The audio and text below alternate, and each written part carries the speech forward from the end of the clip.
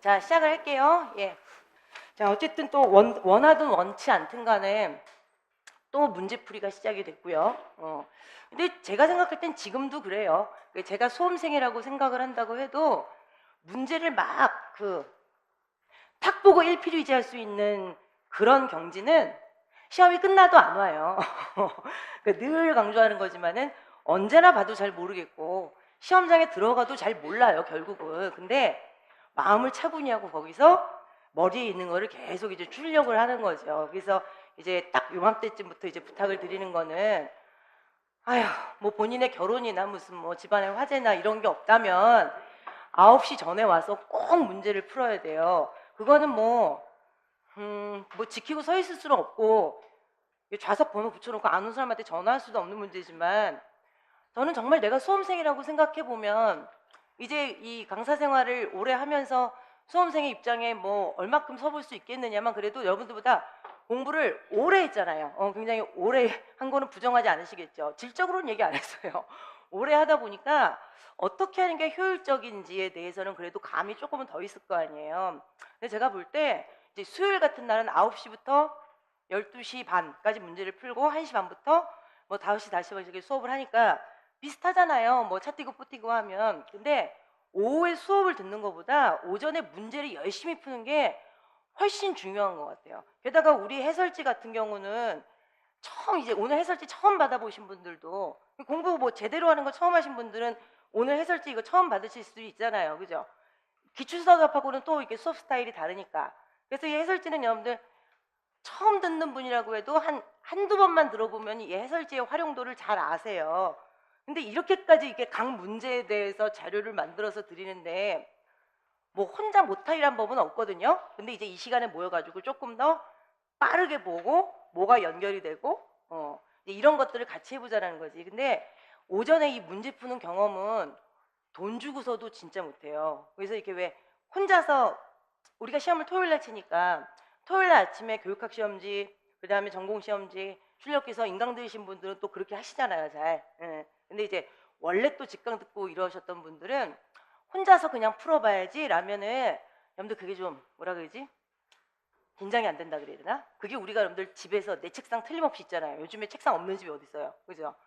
공부를 앞으로 죽어도 다시는 안 하겠다 그러고 책상을 갖다 버리는 사람이 있지만 책상 없는 사람 없는데 집에서 공부 안 하고 자꾸 독서실이고 도서관 가서 사람 많은 데서 공부하려는 심리가 그거죠. 근데 또 가서 그렇게 사람들 떠든다고 또 그렇게 욕을 하고 또 화를 내요. 사람 많은데 일부러 찾아갔으면서. 사람 마음이 그렇죠. 이게 아침에 시험 칠 때 여러분들 이제는 점점 예민해지기 시작을 해서 옆에서 김밥 먹으면 저 사람 머리를 김밥에다 그냥 받고 싶어요, 그냥. 그래도 우리가 그냥 요 시험 볼 때 너무 배고파서 뭐 먹는 거 중에서 김밥만큼 양반스러운 것도 없잖아요. 옛날에 그 한솥 도시락 가져서 먹는 분 있었어요, 수업 시간에. 근데 그거를 책으로 덮어놓고 열고 한 숟가락 먹고 이러고 있고, 그리고 내가 너무 답답해갖고 얘기하고 싶어 죽겠어. 그냥 빨리 드세요라고 얘기하고 싶어 죽겠는데 도시락도 먹고 어떤 분은 치킨도 먹었어요, 수업 시간에. 근데 그 전날 먹다 남은 거겠지. 설마 그 아침에 치킨을 어디서 튀겨왔겠어요. 근데 그게 여러분들 자기가 먹는 건 몰라도 옆 사람들한테는 그게 엄청 피해잖아요. 근데 내가 시험을 치는데 옆에서 김밥을 까먹고 있으면 저게 정말 별게 아니라는 거 알거든요. 저 사람은 정말 은박지에 쌓아서 소리도 안 나고 최대한 피해를 덜 주기 위해서 저렇게 먹는 건데 뭐라 그럴 순 없잖아요, 거기다 대놓고. 그러니까 이제 막 화가 부럭부럭 나기 시작을 하는 거죠. 좀 이렇게 배려들은 많이들 하셔야 돼요. 수업 시간에 뭐 먹는 것도 저는 다 괜찮아요. 괜찮은데 소리 안 나고 냄새 안 나는 거. 그래서 여러분들 빵 이런 거 마음껏 드셔도 되는데 수업 시작하기 전에 밖에서 비닐로 다 벗겨가지고, 크리넥스 같은 데 있죠, 소리 안 나는 거. 비닐로 안 돼요. 그리고 예의 지킨다고 비닐, 위생 비닐 안에다 과자 넣어놓고 하나씩 하나씩 꺼내 먹으면 여러분들 그거 앞에서 돌아요. 저는 정말 또 언제 손이 들어갈려나 바스락. 근데 수업 시간에 여러분들 이제 그만 자세요, 일어나세요, 그리고 거기 뭐 이렇게 집단 간에 소집단 간에 토의가 활발하세요, 조용히 해서 이런 얘기 절대 안 하잖아요. 그거 한 번 했어요. 여기 앉은 분이 예의 지키느라고 과자를 하나씩 1분에 한 번씩 넣는데 공포예요, 공포. 이 비닐 소리가 또 언제 날까. 근데 그건 성격이 이상해서 그런 게 아니라 여러분들, 좀 이상하기도 하지만 그 소리 때문에 내가 생각하고 있는 게 끊겨요, 자꾸. 그래서 계속 이게 머뭇머뭇거리게 되거든요. 내가 나중에 우리 조교들한테 야, 이게 좀 어떤 면을 해보라고 했더니 앉아서 듣는 자기들도 그게 되게 신경 쓰인대요. 부시럭부시럭 그러면. 그래서 너는 뭐가 이렇게 신경 쓰여 했더니 선생님 뒤에 앉아 있어 보라고. 쟤 뭐 먹는지 너무 궁금하다고. 이럴 때는 지적 호기심이 되게 강하고 자, 그 아침에 그 자리 만든 거 조심해 주시고 수업 시간에 뭐든 드셔도 돼요. 그리고 커피 냄새 이런 거 거슬리는 사람 별로 없잖아요. 근데 저기 앞 사람이 일어날 때 치지 않게 언제나 뚜껑 해두시고 이제 뭐 다들 자율적으로 하시면 되는데 내가 이제 뭔가 하나 할 때마다 남들한테 내가 이 예민한 시기에 이게 좀 어떻게 다가가지 않을까 다른 의미로 그래서 나는 왜 생각 없이 하는 일들이 주변 몇 사람한테 이렇게 그 시간에 신경을 곤두서게 하는 것들 있잖아요. 그런 것들은 옆에 같이 다니는 친구들이 서슴지 말고 그냥 지적해 주세요. 그냥 그러면은 기분 나빠하시지도 말고 근데 그때 이제 격려를 좀 지켜야 되겠죠. 이게 좀 끝까지 이게 좀 이렇게 평화로운 분위기에서 좀 잘해 나가셔야 됩니다. 자, 오전에 여러분들 와서 문제 꼭 푸시고 집중해서 푸세요. 근데 그 집중해서 풀라는 게 이제 뭐 해마다 몇 번 들으신 분들도 있지만 어차피 몰라요, 잘. 근데 이제 그 중간중간에 박아놓은 문제들 중에서 이제 꿈과 희망을 드리는 문제 이런 것들 있잖아요. 그런 거 말고 정말 생각을 잘해서 써야 되는 거. 그리고 자료 읽고 써야 되는 거. 이런 것들은 정말 컨디션이고요. 컨디션이 좋다 그래도 어쨌든 딱 보고는 모르거든요. 계속 머릿속에서 어딘가 저장되어 있는 걸 끄집어내는 연습이에요, 연습. 그게 여러분들 정말 그럴까 싶어도 그냥 남의 얘기라고 생각해 보세요. 이런 집중해서 180분 푸는 연습을 한 번 한 사람이 있고 10번 한 사람이 있어요. 당연히 후자가 여러분들 시험 칠 때 조금 더 자기 실력을 발휘하겠죠. 실력이 누가 더 좋다, 뭐 문제 푸는 거 가지고 실력이 늘지는 않아요. 근데 여러분들 시험 많이 봐서 알잖아요. 내가 알고 있는 건데 놓친 것들이 되게 많잖아요. 시험 치러 가서는 진짜 여러분들 그것만 없으면 합격일 거예요. 진짜 공부를 이렇게 열심히 했으면. 평소에 출력하는 연습, 충격 먹는 연습, 짜증나지만 참고 푸는 연습 잘 하시고 그리고 이제 오후에 수업이 시작이 되고 이제 목요일 오전부터 이제 1시까지 수업이잖아요. 그때는 여러분들 여기 줄 칠 거 없어요. 이거 마지막 순간까지 글씨체 다 강조해놨고 줄 칠 게 없는데 그 위에다 그렇게 또 형광 펜슬들을 하세요. 또 뭐 근데 그게 집중이 되는 방식 중에 하나예요. 그게 그죠? 그래서 그거를 뭐 금지하거나 계속 필기를 하고 줄을 치신 분들은 뭐 강제 퇴원 조치를 하거나 이런 일은 절대로 없는데 거기에 매몰되지 마시고 잘 생각하세요. 그 시간에 잘 생각하시고 그리고 내가 집에 가서 찾아봐야 될 거 저 위에다 메모하시고 자료 활용법 꼭 연결시켜서 여러분들 표기해 놓으시고 자, 이제 생각나는 것들은 여러분들이 이제 그 수업 시작해서 하나하나 풀면서 여러분들 말씀을 드리겠습니다. 어차피 여러분들이 그 영역별 범위 예고형 이제 그 영역별 문제 풀이도 2주예요. 그래서 2주다 보니까 이거를 3주로 하면 화독작을 하겠는데 2주니까 그냥 골고루 섞어놨습니다. 3주라고 해도 여러분들 화독작 하루씩은 일주씩은 안 돼요. 어차피 화법에서 이렇게 조금 언제나 많잖아요. 그게 한 정말 그냥 2대 1대 1쯤 되나요? 그래서 그냥 이제 뭘 봐도 이제 뭐 화법부터 다 풀고 독서 풀어야 된다고 정리가 안 돼서 이제 그런 시기는 아니니까 섞어가지고 이번 주 다음 주 현대문법하고 중세국어문법도 마찬가지예요. 섞어서 2주. 그 다음에 고전문학 현대문학은 그냥 1주. 그래서 지금 6주가 여러분들 굉장히 좀 뭐라 그러지? 빡센 주예요. 그래서 이제 공부를 되게 오래 하신 분들 중에서 이제 안타깝게 안 되고 이러신 분들은 이제 연습만 몇 번 하고 가려고 후반기에 지금 오시는데 문제풀이 앞에 6번 안 듣고 뒤에 모의고사 6번만 신청하시는 분들이 있거든요. 그런 분들은 제가 미리 말릴 수는 없잖아요. 6번만 들을 거면 문제풀이 6번 듣고 모의고사 6번 듣지 말라고 앞에 것만 들으라고 얘기할 수는 없잖아요. 누가 신청할 줄 알고 그죠? 그렇다고 이때까지 들었던 수강생한테 다 단체 문자를 보낼 수도 없고 근데 모의고사 6번은 정말 이렇게 시험 치는 연습만 하고 가실 분들은 그것도 좋은 방법이에요. 좋은 방법인데 제가 문제풀이반 이 6회를 굉장히 강조하는 이유가 여기는 공부를 하기 위해서 일부러 배치를 이렇게 한단 말이에요. 근데 이제 모의고사에 가면 여러분들 지금보다 쉬운 문제가 좀 더 나오고 그리고 강약 조절을 지금보다 훨씬 많이 해야 돼요. 그때는 이게 시간에 맞게 딱 풀 수 있게도 만들어 놔야 되기 때문에 중요한 문제 그리고 쓰는 게 좀 까다로운 문제 그리고 보자마자 탁 쓸 수 있는 문제 이제 이런 것들이 골고루 나가요. 근데 얘네들은 빈틈없이 공부를 하기 위해서 이렇게 계속 판을 짠단 말이에요. 그래서 마지막에 뭔가 정리를 한번 하고 싶다. 그리고 문제 푸는 연습도 하면서 정리를 하고 싶다라는 측면이었다면은 저는 마지막 모의고사 6번보다는 지금 이게 6개가 훨씬 중요하다고 생각해요. 그러니까 뭐 문제풀이 6번 하고 모의고사 6번이 있을 때 우리가 문풀 6번에서 못하는 것들이 모의고사에 들어가죠, 당연히. 근데 6주의 시간을 들여가지고 최고의 성과를 들이라 그러면 사실은 지금이 엄청나게 공부를 많이 하고 정리를 할 수 있을 때예요. 그래서 오늘 같은 경우도 여러분들 조금 뒤로 가면 몇 번이었죠? 왜 경률 문제 나오는 거 있죠? 요령의 경률 나오고 그 다음에 또 뭐 나오더라? 뭐 그 경률 나오는 문제에서 오늘은 그것만 풀어요. 근데 그 뒤에 해설지에서 그거 이외에 다른 것들을 좀 봐요. 요즘에 새로 나온 책들에 들어있는 무슨 뭐 예의 이론 이런 걸 봐요. 아직 문제로 안 냈는데 그건 왜 봐? 그게 모의고사 때 들어가거든요. 근데 그게 공부가 아직 안 된 사람들이 있으니까.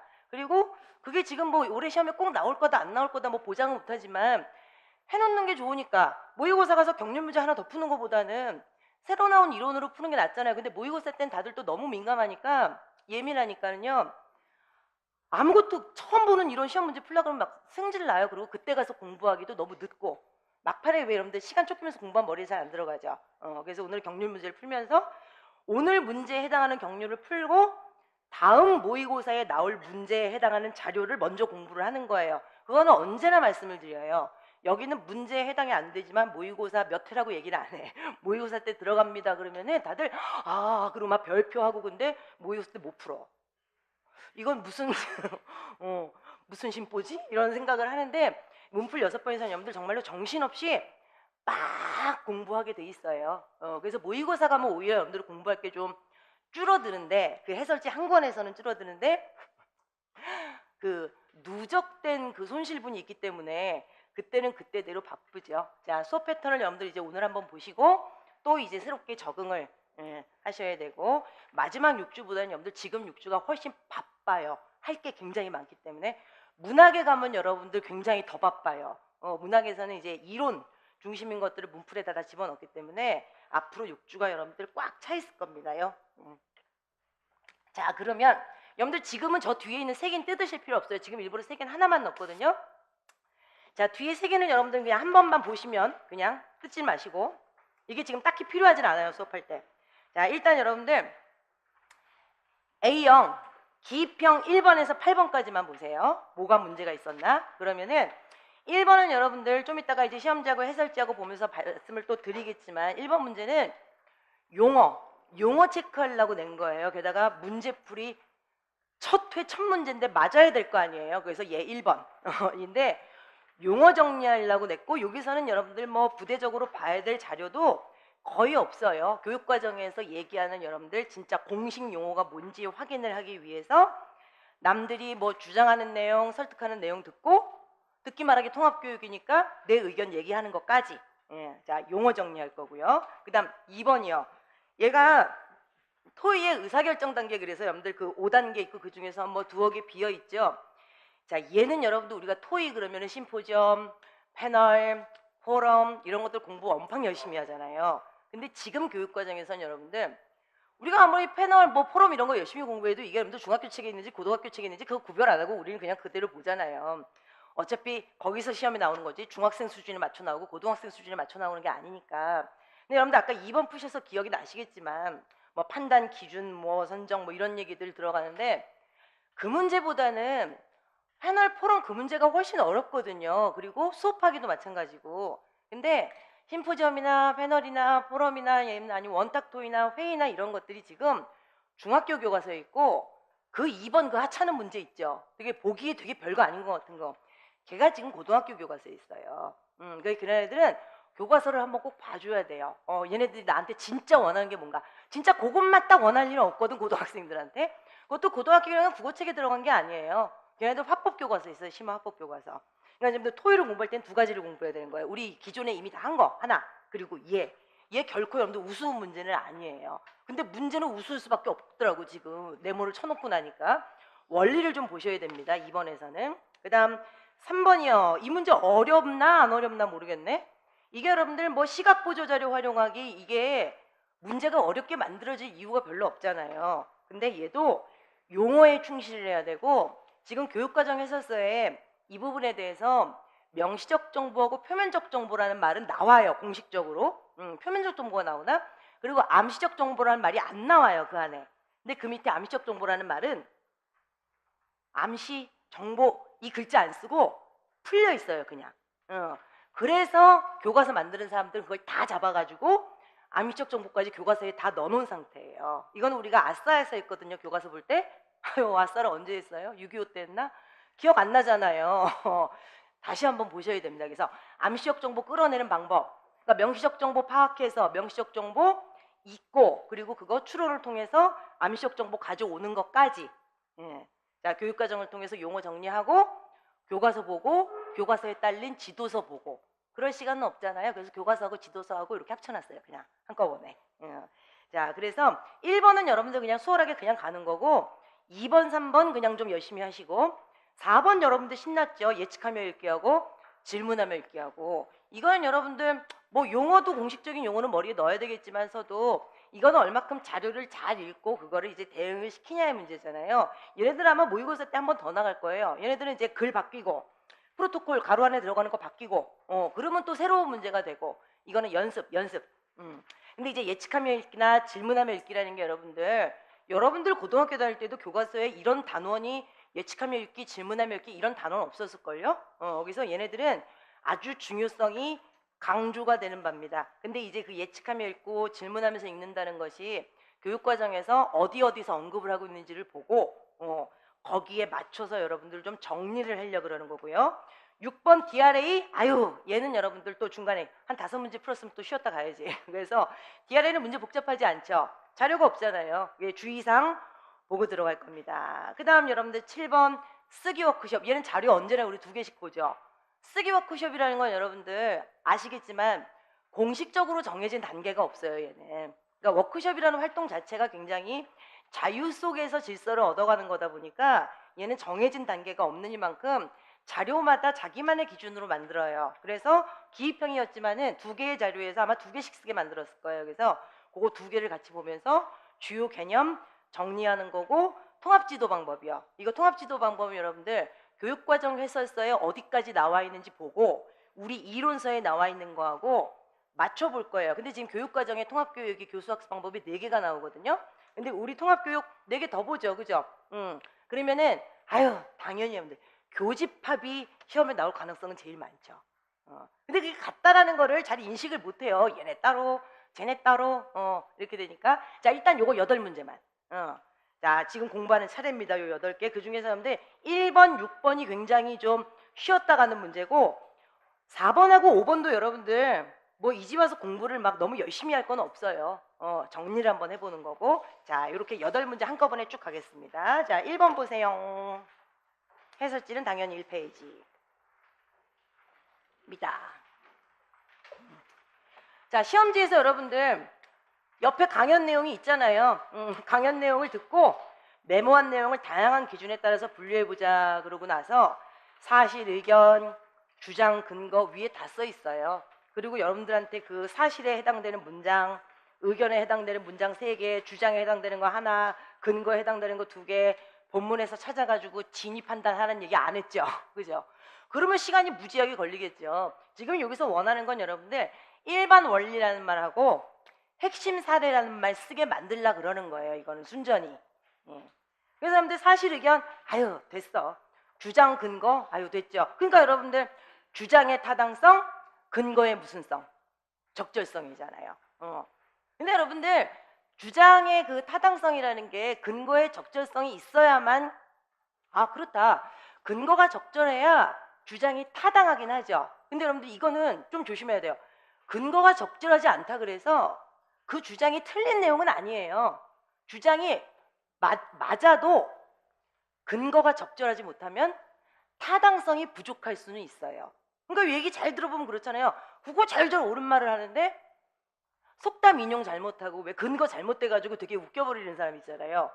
주장하는 내용 자체의 진위까지 그게 영향을 미치지는 않을 거예요. 아마 타당성의 문제입니다, 확실히. 자, 그 다음에 마지막으로 그 도구를 가진 인간은 발전하게 된다라는 게 2번째 중략 다음 줄이죠. 인간에게 간 불은 어떻게 되었을까요? 도구를 가진 인간은 발전하게 됩니다가 일반 원리고, 그 밑에 이제 쭉 나열되어 있는 것들이 핵심 사례. 근데 요즘은 여러분들 듣기 말하기, 아유 통합교육 하게 만들어 놨잖아요. 듣기 말하기 읽기 쓰기가 아니라 듣기 말하기잖아요. 듣기. 통합교육은 여러분들 듣기 말하기, 읽기 쓰기 또 할 수 있지만 표현 영역으로 통합을 한다 그러면은 듣기, 읽기 이렇게도 물론 할 수 있죠. 말하기, 쓰기도 할 수 있어요. 그러니까 이제 화법과정문 같은 경우가 묶여 있는 게 그거죠. 근데 통상적으로 여러분들 여기 통합교육에 예를 든 거 보면은 우리 뭐 쓰기 워크숍을 봐도 그렇고 여러분들 뒤에 통합교육 봐도 그렇고 예를 언제나 읽기 쓰기를 가지고 들잖아요. 읽기하고 듣기를 굳이 묶지 않아요. 그렇게 수업은 하기는 하는데 많이 하는데 이론을 보는 여러 선생님들한테는 굳이 설명하기 힘든 방식을 택할 필요가 없죠.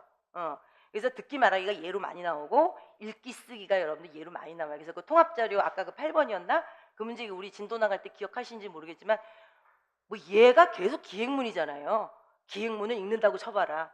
쓰는 사람 입장에서 아니 이게 읽기 쓰밖에 없나 통합이? 근데 일부러 설명을 그렇게 해요. 그래야지 설명하기가 수월하고 알아듣기도 좋거든요. 근데 이제 얘네는 교육과정 상에서 듣기하고 말하기를 의도적으로 묶은 거죠. 그래서 요즘 교육은 사실 의견, 주장 근거, 일반 원리 핵심 사례 이거 구별하는 걸 끝나는 게 아니라 이걸 열심히 메모를 해놨다가 그걸 딱 보고 궁금한 게 있으면 질문도 하고 그리고 자기 의견을 꼭 쓰게 돼 있어요. 근데 이제 교육과정에서 이게 여러 번 나오다 보니까 자기의 의견을 꼭 얘기하도록 한다. 이게 어린 나이에 시킬 때는 그냥 조리 있게 말한다. 조금 이제 나이가 든 애들한테 이거 다시 시킬 때는 자기 관점을 가지고 얘기하도록 한다. 뭐 여러 가지 뒤가 좀 변하기는 하죠. 어쨌든 여러분들 통합교육 측면에서 밑에 들어갑니다. 이게 그 메모한 강연 내용을 바탕으로 해서 자신의 의견뿐만이 아니라 여러분들 뭘 써도 맞겠어요? 의견이나 아니, 주장이나 여러분들 그거는 아무렇게나 써도 돼요. 지금 답은 의견으로 나갔지만 자신의 의견, 자신의 주장 정도는 지금 다 답 처리하게 돼 있습니다요. 그래서 여러분들 이 인간한테 불을 가져다 준 프로메테우스는 어떻게 됐어요? 코카스 산 중에 묶여가지고 간을 쪼아 먹임을 당했죠. 그래서 걔를 누가 구해줬어요? 갑자기 문학으로 넘어왔어 지금. 그래서 우리 문학할 때 윤동주 간할 때 얘기하잖아요. 그래서 프로메테우스 어떻게 됐어요? 아직까지 이러고 있어요? 아니요. 헤라클레스가 구해주잖아요. 국어 선생님들은 수업할 때 뭐 이렇게 자꾸 찾아보고 그러니까 굉장히 나중에 발령받았는데 학교 생활하다 보면 그거 되게 느껴요. 나도 참 얄팍하게 많이 한다 이런 생각이 들어 나중에 국어 선생님들. 그래서 수학 선생님은 아무리 재밌는 얘기 해줘도 애들이 계속 자잖아요. 수학에서 재미있을 게 뭐가 있겠어요. 여러분들 개를 데리고 한강공원에 가서 공을 던져보세요. 포물선이에요. 그래봤자 애들 뭐 별로 뭐. 국어 시간은 그래도 여러분들 전공 잘 택한 겁니다요. 자, 1페이지 보세요. 1페이지에서 이게 2011이에요. 2015가 2011보다 훨씬 압축이 됐잖아요. 여러분들 이거 박스 있을 때 그냥 넘기지 마세요. 이거 그 음영 들어간 거 없어도. 교육과정은 꼭 보고 가시고 2015는 특히 보고 가시고 용어 때문에 그래요. 용어 때문에. 자, 공식적인 상황에서 상대의 말을 정리를 하면서 듣고 자신의 의견을 조리 있게 지금 말해야 되거든요. 근데 이제 그 밑에 여러분들 쭉 세 번째 단락에 나오죠. 사실과 의견, 주장과 근거, 그 다음에 일반 원리와 핵심 사례. 근데 위에 여러분들 제목을 보니까 공통국어잖아요. 공통국어. 그러니까 이건 중학교 1, 2, 3학년 교과서에 들어가는 거죠. 이게 여러분들 이제 성취 기준이 2번이라 그래서 반드시 여러분들 1번 교과서에 들어가는 건 아니었잖아요. 근데 어쨌든 중학교 교과서다 보니까 그냥 자신의 의견을 조리 있게 얘기한다. 자, 사실 의견, 주장 근거, 일반 원리와 핵심 사례인데 이 일반 원리와 핵심 사례에다가 여러분들 밑으로 이렇게 빼가지고 페이지 3 좌측이라고 써놓으세요. 왜냐? 해설지 3페이지에 가면 얘네들의 개념이 나오거든요. 교육과정 해설서에 있는 이 개념을 누가 얘기하는데 교과서에서 얘기하잖아요. 그래서 일반 원리와 핵심 사례를 찾아서 뭐 쓰고 걔네들이 왜 일반 원리가 핵심 사례냐 그러면 뭔가 좀 공식적인 용어는 익혀야 되니까. 자, 그래서 일반 원리 남들 지금은 3페이지 왼쪽 잠깐 보세요. 3페이지 왼쪽 보시면은 박스 있죠. 사실과 의견, 주장과 근거 걔네 필요 없고 나중에 보시면 되고 일반 원리의 핵심 사례. 자, 일반 원리라 그러면은요 꼭 이것뿐만은 아니겠지만 과학적인 면에서 봤을 때나 그냥 우리가 그냥 어울려서 살아가는 사회적인 측면에서나 어떤 식으로든 다 통용되는 법칙 이고 그리고 핵심 사례라는 거는 방금 그 원리에 적용되는 구체적인 사례죠. 그러니까 여러분들 좀 전에 답이 그거였잖아요. 도구를 가진 인간은 발전하게 됩니다. 근데 발전 안 하는 인간들 많아요. 도구 있어도. 도구, 숟가락 젓가락 있어도 손으로 먹는 사람 많아요. 그렇지만 도구를 만들 줄 알고 도구를 이용할 줄 아는 인간이 발전한다는 거는 통용될 수 있는 거죠. 누구에게나 다 적용이 되는 게 아니라 통용될 수 있는 법칙. 그러니까 그거를 어기는 사람도 있고 지키려고 노력 안 하는 사람도 있고 그냥 은연중에 안 지키는 사람도 있어요. 그냥 보편적으로 사회에서 통용되는 법칙 그리고 그것에 대한 사례. 그래서 일반 원리 핵심 사례 냈습니다. 자, 근데 그 옆에 여러분들 2009가 하나 붙어 있죠. 지금 웬만하면 2009 공통과정은 여기다 잘 안 붙이거든요. 그러니까 심화 화법 독서 작문은 2009가 아직까지 내용이 확보가 돼 있으니까 이해를 돕는 측면에서 웬만하면 실어놔요. 그러니까 여러분들 이제 뒤에 가면은 뭐 독서에서 뭐 비판적 독해, 창의적 독해, 중간에 감상적 독해, 그 위에 추론적 독해 이런 것들은 2015 쫙 실려 있고 그 다음에 2011 실려 있고 그 다음 2009 실려 있어요. 세 개의 교육과정을 다 실어놔요. 2015 최신판이니까 용어 봐야죠. 근데 걔네가 빈약해. 2011에서 확인해야죠. 역시 빈약하다는 걸 보여드리죠. 그리고 나서 2009를 실어놔요. 그래서 결국은 공부는 2009로 하고 혹시 용어 내가 체크 안 한 게 있나 그래서 앞에 것들을 확인을 하는 거죠. 화독작은 그런 식으로 자료를 붙여놓는데 이거 저 중학교 성취 기준 이런 식으로 지금 안 붙여놓거든요. 근데 얘를 왜 붙여놨냐면 밑에만 보면 되겠죠. 거기도 용어는 똑같아요. 사실과 의견, 주장과 근거, 여기 이렇게 돼 있죠. 일반화된 원리와 사례라고 돼 있죠. 그러니까 이건 무시하면 되지. 그러니까 이런 것 때문이요. 이런 것만 보고 앉아 있으면 안 되잖아. 지금 용어가 지금 훨씬 더 쫄아들었으니까. 그래서 일반 원리 핵심 사례 이건 됐고 그 다음 거 보려고 그러는 거예요. 지금 2011에서는 공적인 상황에서 상대의 말을 그냥 정리하면서 들으라 그랬죠. 근데 옛날에는 이거보다 훨씬 명시적으로 나왔어요. 메모하면서 정리하라고. 메모하면서. 자, 그 다음 여러분들 이제 잘 들으셔야 돼요. 자, 누가 강연을 하든 뭘 하든 내가 머릿속으로 정리가 돼야 손으로도 메모를 하겠지. 근데 지금 우리 시험지에 있었던 것처럼 사실, 의견, 주장, 근거, 일반 원리 핵심 사례 표 딱 그려놓고 들으면서 이거 정리하는 사람은요. 그 사람 일찍 죽죠. 이렇게 못한다는 거예요. 이런 메모가 어떻게 가능해요? 그리고 들으면서 이게 정리가 돼요?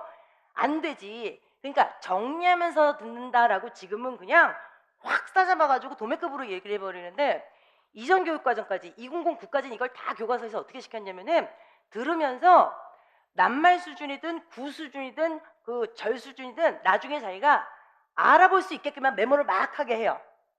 그리고 강연을 하고 가죠. 다시 한번 해보세요. 이럴 수는 없잖아요. 거기다 대놓고. 그러면 자기가 산발적으로 메모해 놓은 걸 보고 방금 듣고 내가 쓴 거니까 기억이 나겠죠. 그래서 다시 그걸 원 내용을 회상하면서 이런 식으로 정리를 하는 거예요. 한꺼번에 이렇게 안 나와요. 근데 이제 메모의 종류가 이전에는 교과서에도 나오고 해설서에도 나왔어요. 뭐 예를 들면은 프로메테우스가 불을 가져다 줬다. 이건 여러분들 사실 메모잖아요. 사실 메모. 근데 프로메테우스 겁대가리도 없군 이렇게 썼으면은요. 사실 메모의 반대말이죠. 걔는 뭔데요? 의견 메모예요. 옛날에는 사실 메모, 의견 메모를 구분을 해서 용어를 가르쳐주면서 수업을 했어요. 나는 6차 때부터 그런 걸로 기억을 하는데 그리고 7차 때 이 교육을 굉장히 많이 했고 그래서 여러분들 옛날에 교과서에 어떤 게 있었냐면요. 텔레비에 많이 나오는 이시영인가 뭐 그런 박사가 있어요. 그거 기억나시죠? 여러분 학교 다닐 때 그거 있지 않았나? 축복받은 성격?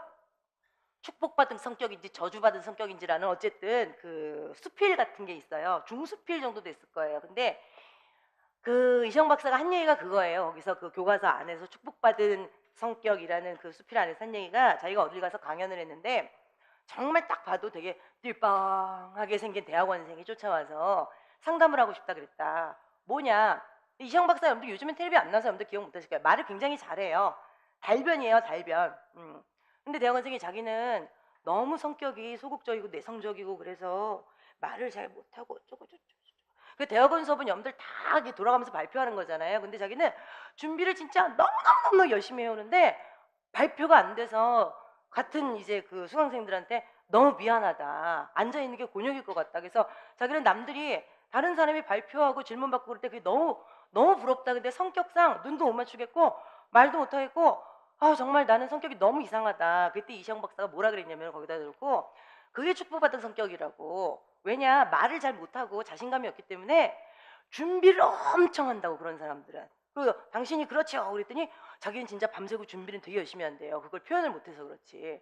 그러면 뒤집어서 생각해봤을 때 자기도 학교 다니면서 생각해봤는데 주변을 보니까 진짜로 말을 너무 잘하는 사람들은 실전에 강하기 때문에 준비를 그렇게 철저히 안 한대요. 그 말 듣고 좀 찔렸어. 그래서 그래서 정말 말을 잘하는 사람은 그 순간에는 딱 듣고 뭔가 확 뚫리는 느낌이 들지만 가서 그 자료를 보고 다시 공부하고 이럴 때는 별로 그 안에서 얻을 게 없다. 너는 계속 그런 식으로 말을 못 해왔기 때문에 이때까지 엄청나게 실력이 붙었을 거다.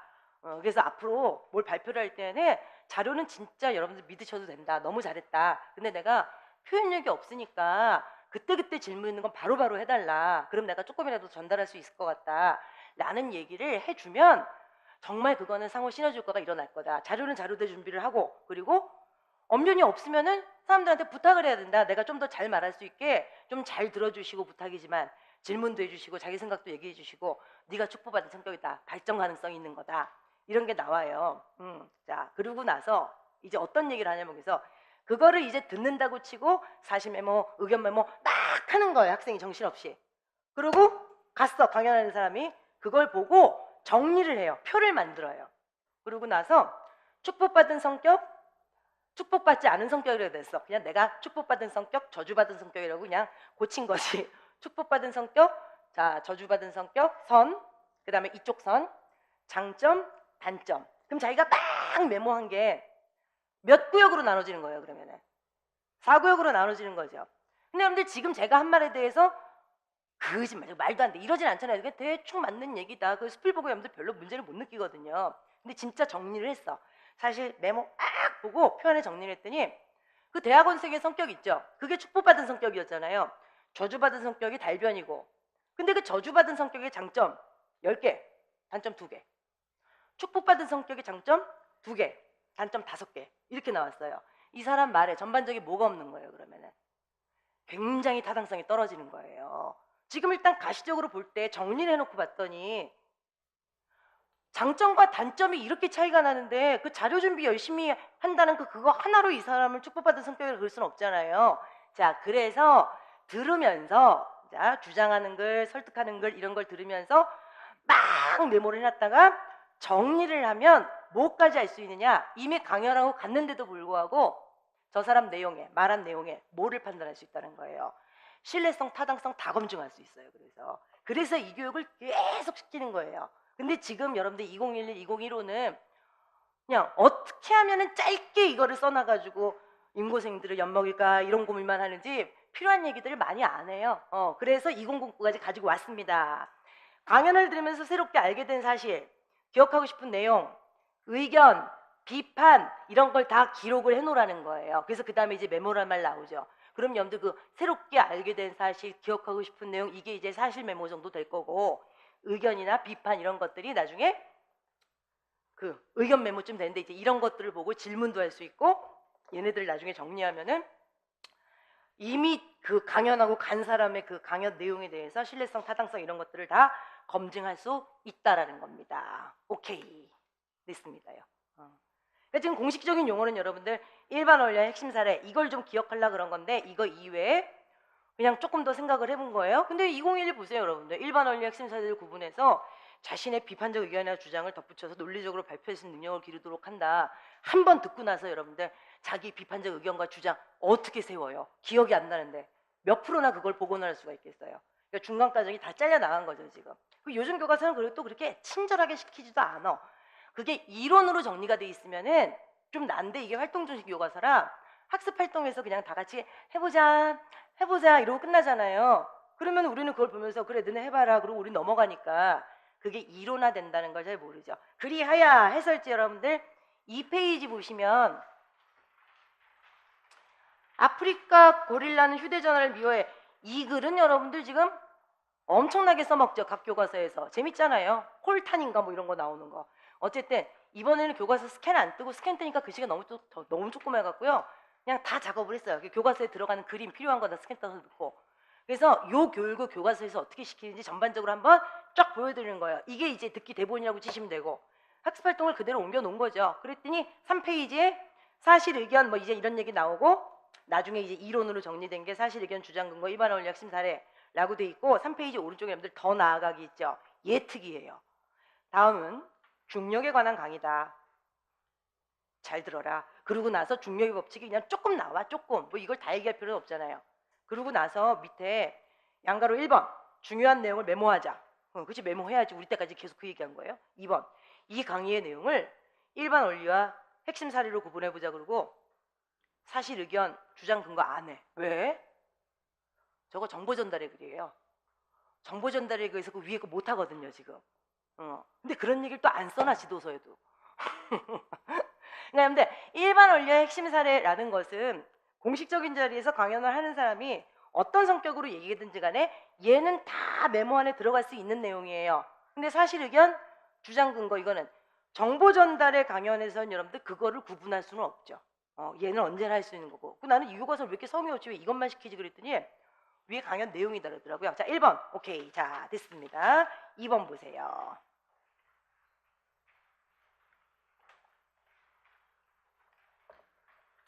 자, 이거는 뭐부터 좀 할까?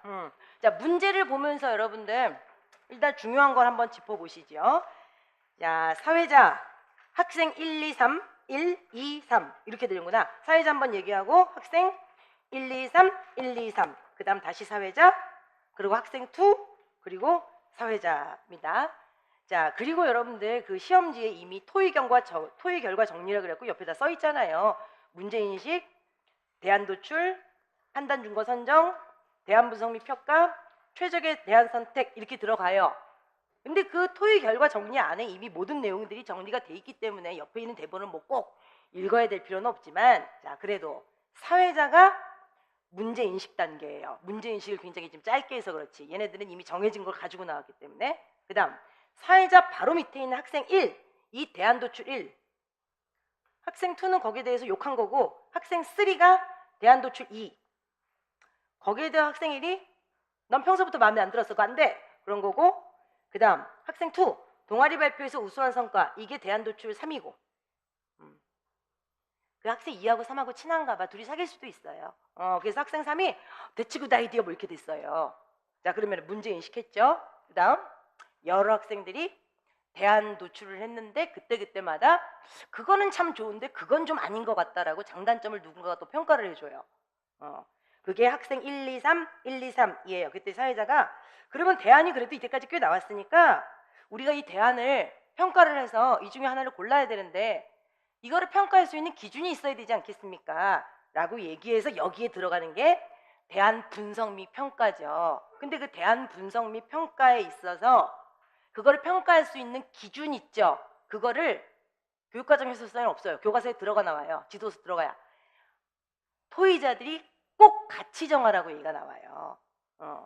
근데 이게 이 위에선 여러분들 동아리 발표회에서 발표를 잘한 동아리한테 어떤 상품을 주느냐에 대한 거죠. 그리고 교과서에 나와 있는 거 우리가 아싸에서 봤을 때는 아마 그거였을걸요? 수학여행 어디로 갈 것인가 였을걸요 아마? 이게 여러분들 그날의 그 뭐라 그럴까요? 그날의 문제, 여기 문제 인식 단계에서 여러분들 어쨌든 그 토의에 여러분들 의제가 나올 거 아니에요. 그 의제의 성격에 따라 자, 그 판단 준거는 달라질 수도 있고 판단 준거 중에서 가중치를 둘 수 있는 것도 있다라는 거예요.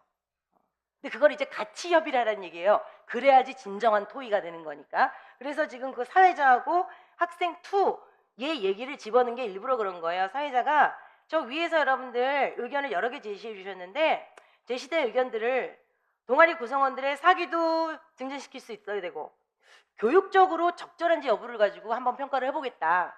이거 여러분들 사회자가 지 맘대로 한 거 아니에요. 위에서 여러분들 대안 도출한 애들 말고 그거에 대해서 다 질문한 애들 있죠. 걔네들이 다 얘기를 한 거예요. 문화상품권 주자 그랬더니 야, 그거는 진짜 너무 갖고 싶어서 사기는 올라갈 수 있지만 그게 돈 주는 거다 결국은. 그거는 교육적 취지에 맞지 않는다라고 얘기하는데 그게 왜 안 맞아? 문화상품권을 주면 애들이 이런 거를 유가증권이라고 하는구나. 이게 곧 돈이구나. 그래서 경제 개념이 생길 거 아니에요. 교과서에 있는 글들은 하나같이 이렇게 좀 진부해. 구태의연해. 어쨌든 학생 2가 그랬어요. 이거는 좋은 방식이고 흥미도 있는데 교육적으로 적절하지 않다.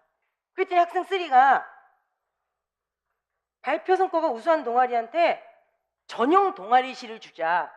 그랬더니 그럼 상 못한 애들은 의욕이 떨어져서 어떡하나요? 라고 얘기를 위해서 하잖아요. 그러니까 사회자가 그걸 모아가지고 우리 판단 준거로는 사기 증진, 그리고 교육적 취지, 이걸 가지고 하자. 그랬더니 그 밑에 학생 2가 형평성도 거기다 넣어야 된다. 당연히. 왜요? 위 형평성 얘기가 또 나오거든요. 이건 완전 짜고 치는 고스톱이지. 이렇게 여러분들 토의가 속전속결로 필요한 말만 싹 하는 데가 어디 있어요. 근데 시험지 싫어야 되니까. 그래서 여러분들 요즘 시험을 보니까 여러분들 그거 느끼셨는지 모르겠는데 2018까지 오면서 최근 시험이 지문이 굉장히 길어요. 점점점 길어져요. 그러니까 옛날 시험은 시험지 하나에서 왼쪽 정도의 지문을 줬거든요. 근데 요즘은 그냥 뭐 아주 단순한 문제도 그냥 시험지 한 페이지 좌우로 나오는 건 기본. 근데 우리 시험지 편집 방식이 좀 비열해요. 줄 간격이 좀 좁고 좌우 상하 여백을 내가 쫙 붙여놨기 때문에 얘가 시험지에 들어간다고 치면은 왼쪽 라인하고 오른쪽까지 넘어가요, 얘가. 요즘엔 자료가 읽기 자료가 굉장히 크더라고요. 최근에 나 그 기억나는 것 중에서는 그거 뭐지? 한시 삽입 기능 물어본 거 있죠. 양소유얘기. 그거 여러분들 한 장하고 다음까지 넘어갔잖아요, 걔네들이. 그러니까 어떻게 하면 시험 볼 때 힘들게 할 수 있을까를 고민하는 것 같아.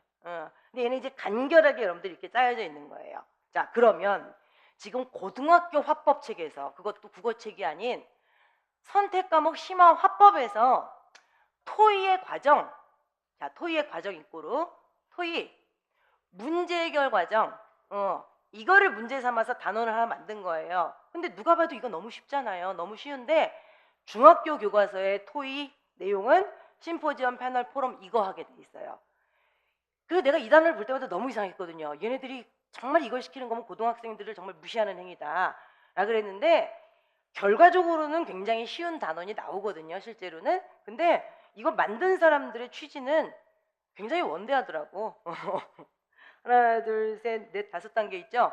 이게 그 뭐야, 존 듀이 아저씨 그 반성적 사고 5단계에서 만든 거래요, 이게. 그래서 내가 우리 연구원들한테 존 듀의 반성적 사고가 뭔지 다 얘기해봐 그랬거든요.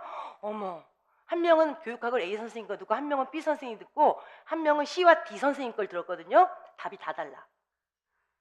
각자 자기가 맞다고 우기는데 각자 다 자기 책을 가지고 왔어요. 다 맞아. 그래갖고 존 듀이가 미친 건가? 내가 볼 때 번역을 잘못한 건가? 그랬더니 어느 책에 실려 있더라고요. 그 존 듀이의 반성적 사고 5단계라는 게 정해져 있는 게 아니라면서요. 정해져 있는 게 아니라 어떤 식의 사고를 하든 반성적 사고 5단계를 거쳐서 굉장히 합리적인 결론을 낼 수 있다라는 거지. 그게 딱 정해져 있는 어떤 그 용어로 정리가 우리말로는 더 안 되죠. 어차피 번역을 했을 테니까. 그러니까 지금 존 듀이가 미쳤어요. 문제인식, 대안도출 이거하고 이렇게. 그래갖고 어제 존 듀이를 잠깐 봤더니 이건 어느 선생님 책인지 모르겠다. 암시, 지성화, 가설, 추리, 검증 뭐 이렇게 나와 있는데 이게 문제 상황마다 이거를 적절히 변형해서 다 쓴다라는 거래요. 그래서 이 교과서에서 요 단원을 만든 사람들, 요 그 성취 기준에 해당하는 교과서를 만든 사람들은 그거를 염두에 뒀대요. 그래서 문제 해결 능력을 키워주는 거죠. 왜냐? 여러분들 포럼이나 패널 같은 경우는 그 안에서 정해진 법칙이 있잖아요. 룰이 있죠. 그걸 쫓아가게 만들잖아요. 굉장히 어려워 보이지만 그거는 자율성보다는 정해져 있는 패턴을 맞춰서 가야 돼요. 문제 해결 방식이 어느 정도 정해져 있다는 거죠, 걔네들은. 얘가 그래서 고등학교 교과서에 들어간다 봐요. 처음부터 끝까지 다 문제 해결을 본인들이 알아서 해야 되니까. 그러면 지금 그 지문에서 대안도출이 뭐고 걔네들한테 지금 장점과 단점을 이루집어주는 애가 누구고 대안도출이 다 끝난 다음에는 판단 주거를 다 같이 만들어보고 거기에 대해서 평가를 하고 최적의 대안을 선택하고 시험지 분석 끝났어. 그 다음에 그 옆에 있는 토의 결과 정리 됐어. 이론 보세요. 어딜 보시느냐? 5페이지입니다. 자, 2011 개정교육과정 19번 성취 기준이네요. 그러니까 18번이 여러분들 우리 막 겁나게 보는 거. 이성적, 감성적 설득 전략. 그래서 여기에 그 공신력 얘기 나오고. 그러니까 이성적, 감성적 설득 전략에 저 공신력은 뭐 얘기하는 거예요, 그러면은? 인성적이고 얘기하는 거죠. 근데 그 밑에 세부 내용을 자른 거예요. 지금 19번이 중요한 거니까. 근데 그 앞뒤를 좀 보시라는 얘기지. 지금은 19번. 자, 여러분들 이거 왜 이렇게 만들어놓은지 아시죠? 2011 개정교육과정 화법에서 설득을 위한 화법에는 성취 기준 4개가 있다라는 거죠. 그런 걸 밑에 지우진 않아요. 근데 그 중에 여기에 직결되는 건 지금 19번. 이니까 음영이 들어가 있고 거기만 세부 내용이 살아있는 거예요.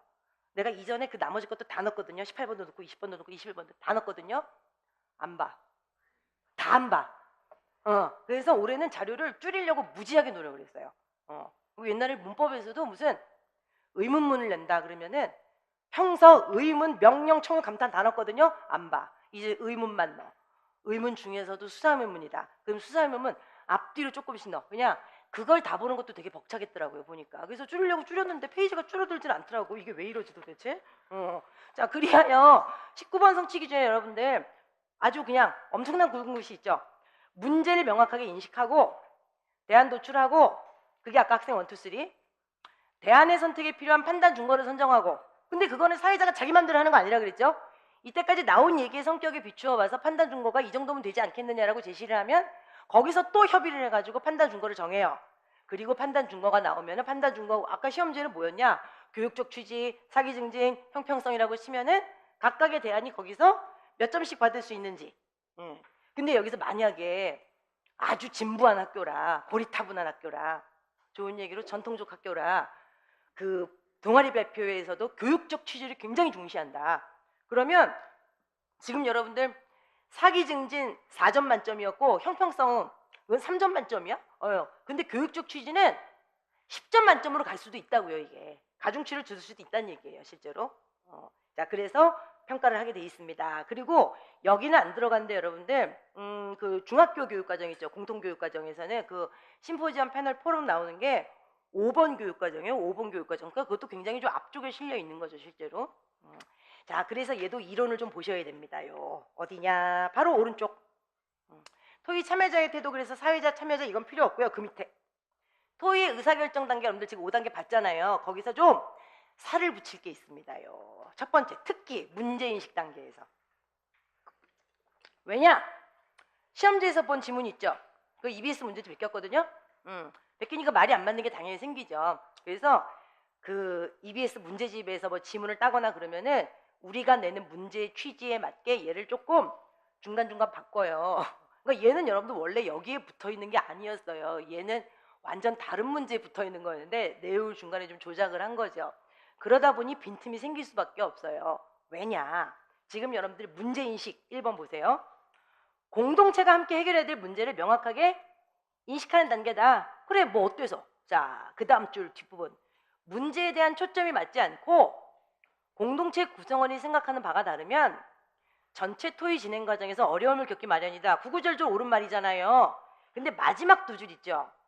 모두 다 토의 참여자의 전원이 그날 해결해야 될 문제의 개념과 범위에 대해서 정확하게 공유할 수 있도록 해야 되기 때문에 문제인식 단계에선 사회자 역할이 엄청 중요하다는 거예요. 근데 그거를 우리가 문제 낼 때 우리는 뒤에 게 중요했기 때문에 뭉개버렸어요, 지금 사회자에서. 그래서 이걸 다 살리면 사회자 말이 너무 길어져가지고.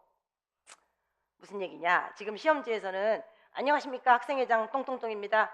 여기에 대해서 얘기하겠습니다. 이러면 안 된다는 거예요, 원래는.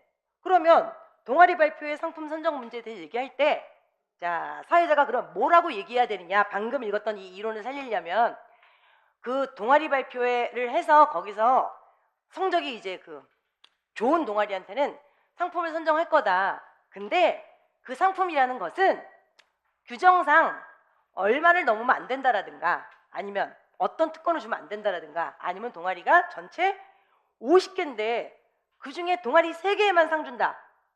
그러면 그건 여러분들 정말 폼이잖아요. 폼. 그거는 여러분들 보리밥 안에 쌀 하나 있는 거랑 똑같지. 그리고 쌀밥이라고 우는 거잖아요. 혼식이라고.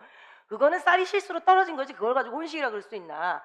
동아리가 50개라면 그중에서 10%든 20%든 교육적 취지를 살려가지고 동아리 발표를 한다 그러면 적어도 열심히 하고 성실하게 누구나 다 참여를 했으면은 상을 좀 많이 받을 수 있게. 그러니까 여기는 그런 설명이 하나도 없잖아요. 여기서 지금 성과가 우수한 동아리를 선정해서 상품을 주긴 주는데 그 상품이라는 게 유형의 건지 무형의 건지, 유형 무형 다 된다고 쳤을 때 유형이라면은 학교 예산상 얼마 이상이면 안 되는지, 아니면 동아리 전체 동아리 중에서 몇 프로가 지금 상을 받아야 되는 건지를 명확하게 규정을 하고 가야지. 안 그러면 토의할 때 각자 다 딴 얘기하는 거예요. 대안 1, 100인치 TV를 줍시다. 근데 대안 2, 동아리실을 줘요. 이거 뭐 하는 짓이에요 지금? 그죠? 얘는 짜고 치는 고스톱이니까 이렇게 나온 거지. 실제로 사회자가 저렇게 하고 넘어가면은 토의가 혼선에 빠진다라는 거죠. 그러면 여러분들 이제 다시 읽으면 눈에 쏙 들어가죠. 문제인식 단계. 공동체가 해결해야 될 문제를 명확하게 인식을 하자. 문제에 대한 초점이 서로 다르면 토의에 진짜 들어가서 각자 딴 얘기하고 있다. 그러니까 그 문제의 개념과 범위에 대해서 정확하게 공유할 수 있도록 그 문제에 대해서 폭을 어떻게 놓자는 얘기예요? 좁혀놓자는 얘기예요? 넓혀놓자는 얘기예요? 좁혀놓자는 얘기죠. 그래서 교과서에서는 얘를 수학여행으로 잡았잖아요. 그러면 사회자가 맨 처음에 어떻게 해야 되니? 것 같아요? 수학여행을 어디 갈 것인가 그랬을 때 문제인식 단계에서 사회자의 지도하에 어떤 개념, 어떤 초점을 잡고 지나가야 되겠어요?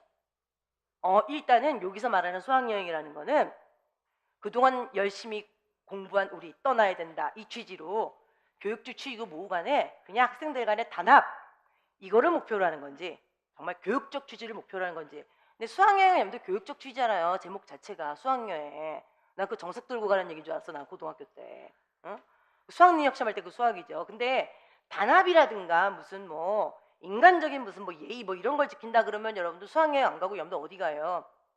수련회 가잖아요. 그 괜히 교관들이 깜깜한데 밤에 산에 올라가라 가지고 촛불 주고 뭐 엄마 불러보라 그러고 그럼 괜히 엄마 부러우고 그냥 눈물 나고 뭐 들어오자마자 빨리 또 편지 쓰라고 싹 걷어가고 붙여버리고 그것도 여러분들 교육적 취지가 없는 거 아니지만 그건 굉장히 인간적인 면에 호소를 하잖아요. 목적이 다른 거죠. 그 교과서에서는 수학여행 가지고 얘기를 하면서 국외로 갈 건지 국내로 갈 건지 그리고 수학여행을 가고자 하는 목적이 뭔지 그리고 반별로 갈 건지 학년별로 갈 건지 이런 것들을 정해 놓고 시작을 하게 돼 있어요. 이것도 안 정해 놓고 수학여행 어디로 갈까에 대해서 얘기를 해보겠습니다. 그랬더니 이 앞에 있는 애가 경주요. 근데 저 뒤에서 모로코 뭐 이러고 있으면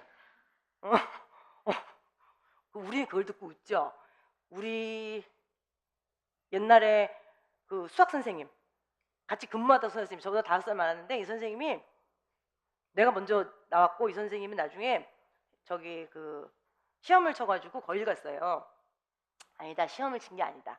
시험을 자기가 손들고 가서 친 게 아니라 그 학교에 있는 사람들이 어느 학교에 누가 잘해요. 어느 학교에 누가 잘해요. 그러면 그 선생님들 불러갖고 시험을 쳐요. 갖고 거길 갔어요. 용인외고에 갔어요. 용인외고에 갔는데 수학여행은 반별로 가더라다 회의로. 자기 너무 놀랬대요. 그래서 무슨 이렇게 하는 거 다 있나. 자기는 거기 가갖고 문화적인 충격을 너무 느꼈다고. 자기는 거기서 웬만하면 저녁까지 먹고 집에 간다고. 이때까지 먹은 밥 중에서 용인외고 급식이 제일 훌륭하다고. 근데 지금은 그게 그 자율형 사립학교로 풀렸지만 옛날에 그냥 특수고등학교였을 때 걔네 앙드레김 그 교복 입고 다녔잖아. 또 한참 학비도 엄청 비싸요. 그래갖고 그 선생님 가서 2년 차에 담임하는데 어떤 학생이 찾아와가지고 자기는 이 학교 못 다니겠다고 울면서 여자애가 왜 그러냐고 그랬더니 그 선생님이 자기 손잡고 얘기할 뻔했대요. 나도 그럴 뻔했대요 진짜. 왜? 그랬더니 자기는 이때까지 부모님을 너무 사랑하고 그러니까 되게 잘 큰 애래요. 말하는 것도 이렇게 닭살 돋게 막 얘기하는 게 아니라 자연스럽게 그런 얘기를 되게 잘한대요. 부모님이 되게 자랑스럽고 부모님을 사랑하고 어쩌고 그랬는데 이 학기에 오니까 이 집 할아버지 장관 뭐 이 집 아버지 뭐 검찰 뭐 두고 스트레스를 받아서 엄마 아빠가 밉대요. 근데 자기는 이게 엄마 아빠가 미운 마음이 자꾸 드는 게 그게 괴로워서 이 학교를 못 다니겠대요. 근데 여러분들 그런 얘기 누가 앞에서 하면은 뭐라 그러시겠어요? 순간적으로 그렇게 생각이 나겠어요? 그럼 거기다 대놓고 야, 난 너보다 더해. 이럴 수는 없잖아요. 거기다 대놓고. 그래서 우리 같이 생각을 해보자. 이런 거는 갑자기 정하는 게 아니다. 앞으로 선생님이랑 계속 얘기하면서 뭐가 문제인지 풀어보자. 그러고 나서 얘가 간 다음에 이 선생님 정말로 생활기록부 안 보거든요. 너무 궁금해서 봤대요. 자기 젊었을 땐 좀 봤대요. 이제 오빠가 몇 살인가 이런 거 좀 봤는데 자기 결혼한 다음에 그거 한 번도 안 봤는데 처음 펴봤대요. 이 집 보면 뭐 하길래 제가 저렇게 스트레스 받나. 참, 아버지가 강남에서 한의원 개업하고 있더래요. 그것도 무슨 이름 되면 아는 한의원. 왜 한의원 이렇게 유명한 것도 이렇게 맨날 광고 붙고 그런 거 왜 들으면 알잖아요. 저런 집딸이 자존심이 상해서 학교를 못 다녔더니 나는 이번 학기까지만 하고 그만둬야 되겠다 라고 생각을 하고 있는데 또 그때 지리 시간에 자기 반 애들이 지리 시간에 선생님이 뭐 이렇게 얘기를 하는데 뭐 아프리카 최북단에 뭐가 있고 여긴 유럽이랑 굉장히 가깝고 뭐 어쩌고저쩌고 막 얘기를 했더니 애들이 이번에 수학여행 거기로 가보죠. 그래서 거기로 가게 됐대요. 그래서 선생님 아프리카 갔다 왔어요. 그래서 그해. 근데 애들이 정말 그 안에서 거기 가는 김에 우리가 봉사를 해갖고 와서 봉사 시간까지 같이 따가지고 오자고. 애들 영악하죠. 그런 머리는 누가 만들어주는지 모르겠어요. 그런 머리는 돈이 만들어주진 않을 텐데, 그죠? 그렇고 그 선생님은 그 학교 가서 굉장히 나름대로 이제 그런 점에서 스트레스를 좀 받았는데 그런 것도 뭐 좀 적응이 되고, 그러고 나서는 굉장히 자기가 편안한 학교 생활을 한다 그러더라고요. 왜 그러냐 했더니 거기는 국어하고 수학 선생님은 한직이야, 외고잖아. 그래가지고 다들 그 뭐지, 유학반을 준비하고 있기 때문에 국어 선생님들은 아주 그냥 얼굴에 기름이 돈대요. 그냥 최소한의 수업을 하고, 그리고 수학도 그렇게 치열하게 안 한대요. 외국으로 유학 나갈 애들은 딱 해야 될 만큼만 하지, 우리처럼 이런 문제가 나오지 않을까 그래갖고 올해는 기하 벡터다 그래가지고 막 풀고 이러는 거 없대요. 외국에서 요구하는 수준을 맞춰주면 되기 때문에. 근데 이제 영어 선생님들하고 제2외국어 선생님들 이 다크서클 해가지고 놀아다닌다고 그러더니, 거기서 되게 잘했거든요. 그거 하면서도 계속 EBS 나갔어요. 나갔는데 다시 딴 데 또 갔어요. 근데 거긴 또 거기까지 왜 갔냐고 했더니 딸 때문에.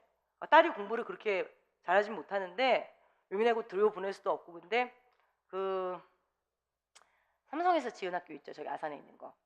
거기는 교직원 전혀 다 같이 다니게 해요. 그냥 그래갖고 딸을 위해서 거기 데리고 갔거든요. 근데 얘가 가자마자 예체능으로 돌려보는 거예요, 딸이. 이 선생 왜 갔니 거기 도대체. 그래갖고 그 집 아저씨도 되게 착해요. 너무 착해가지고 아산까지 쫓아가서 안산까지 출퇴근해요. 되게 가까울 것 같죠? 아산, 안산. 이 선생님은 원래 그 남편 선생님은 안산에 있는 중학교 수학 선생님이었어요. 지금까지 계속 같은 학교에서 처음 가갖고 지금부터. 그래서 이 선생님 EBS 할 때도 이 선생님은 화장하고 머리하고 그리고 강의 연습만 했지 자료는 남편 선생님이 다 만들었어요.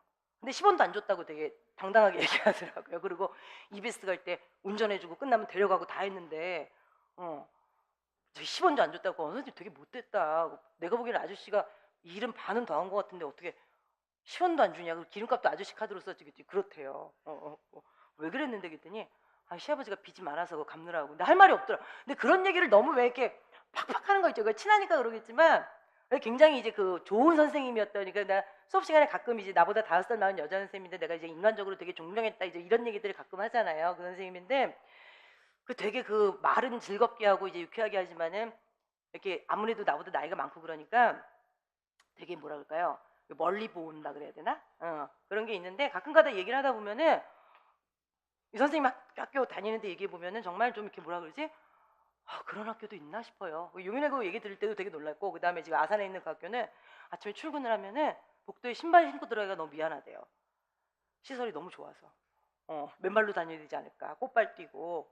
아니 그런 학교도 있나 싶은데 어쨌든 굉장히 좀 인상적인 선생님이었던 것 같습니다. 어쨌든 여러분들 이거 수학여행 때문에 여기까지 나온 거예요. 그래서 세계 각국을 다 다녀요. 그 선생님들은 애들 때문에. 스스로 애들이 정하게 돼 있대요. 근데 수학여행비가 얼마냐 그랬거든요. 되게 궁금하죠. 걔네 모로코 6박 7일인가 7박 8일 갔다 왔거든요. 근데 모로코만 간 게 아니라 옆 나라도 하나 더 갔다 왔어요. 6박 7일 갔다 왔다고 치면은 수학여행비 얼마? 얼마일 것 같아요? 안 가봤으니. 근데 나도 너무 놀랐어요. 수학여행비가 그때 400만 원인가 그랬어요. 근데 그걸 모든 집에서 다 낸다는 거 아니에요. 공부 잘해가지고 학교 들여보내놓으면 또 거기에 그 소비 수준이라는 게 있으니까 공부 잘하는 자녀 두면 엄마들이 굉장히 그 힘이 들겠죠. 그런 점에서 우리는 효도를 했죠. 엄마 아빠한테 저렴하게 그냥 정규교육 과정을 마쳤으니. 그래서 여러분들 그 수학여행 같은 경우도 국외냐 국내냐 예산을 얼마를 넘으면 되냐 안 되냐 목적이 뭐냐 이런 것들을 범위를 좁혀놓고 가라는 얘기예요. 문재인 식단계에서 여러분들 누구의 역할이 제일 크다고요? 사회자입니다. 그 다음부터 사회자는 여러분들 주도자가 아니에요. 그 다음부터는 사회자 역할을 이제 끌고 가기만 하면 되죠. 자, 대안도출에서도 중요한 게 있습니다요. 2단계에서 여기 있어요 없어요? 브레인스토밍이라는 얘기 있어요 여기? 여기 없네. 자, 대안도출에서는 여러분들 세 번째 줄에 여러 가지 아이디어가 섞여서 처음에는 생각하지 못했던 제3의 아이디어가 생기기도 한다. 세상에. 이거예요. 그러니까 대안도출할 때 뭐 누군가가 손을 들고 얘기할 때 닥쳐 그걸 말이라고 하니 이딴 거 하지 말라는 거예요.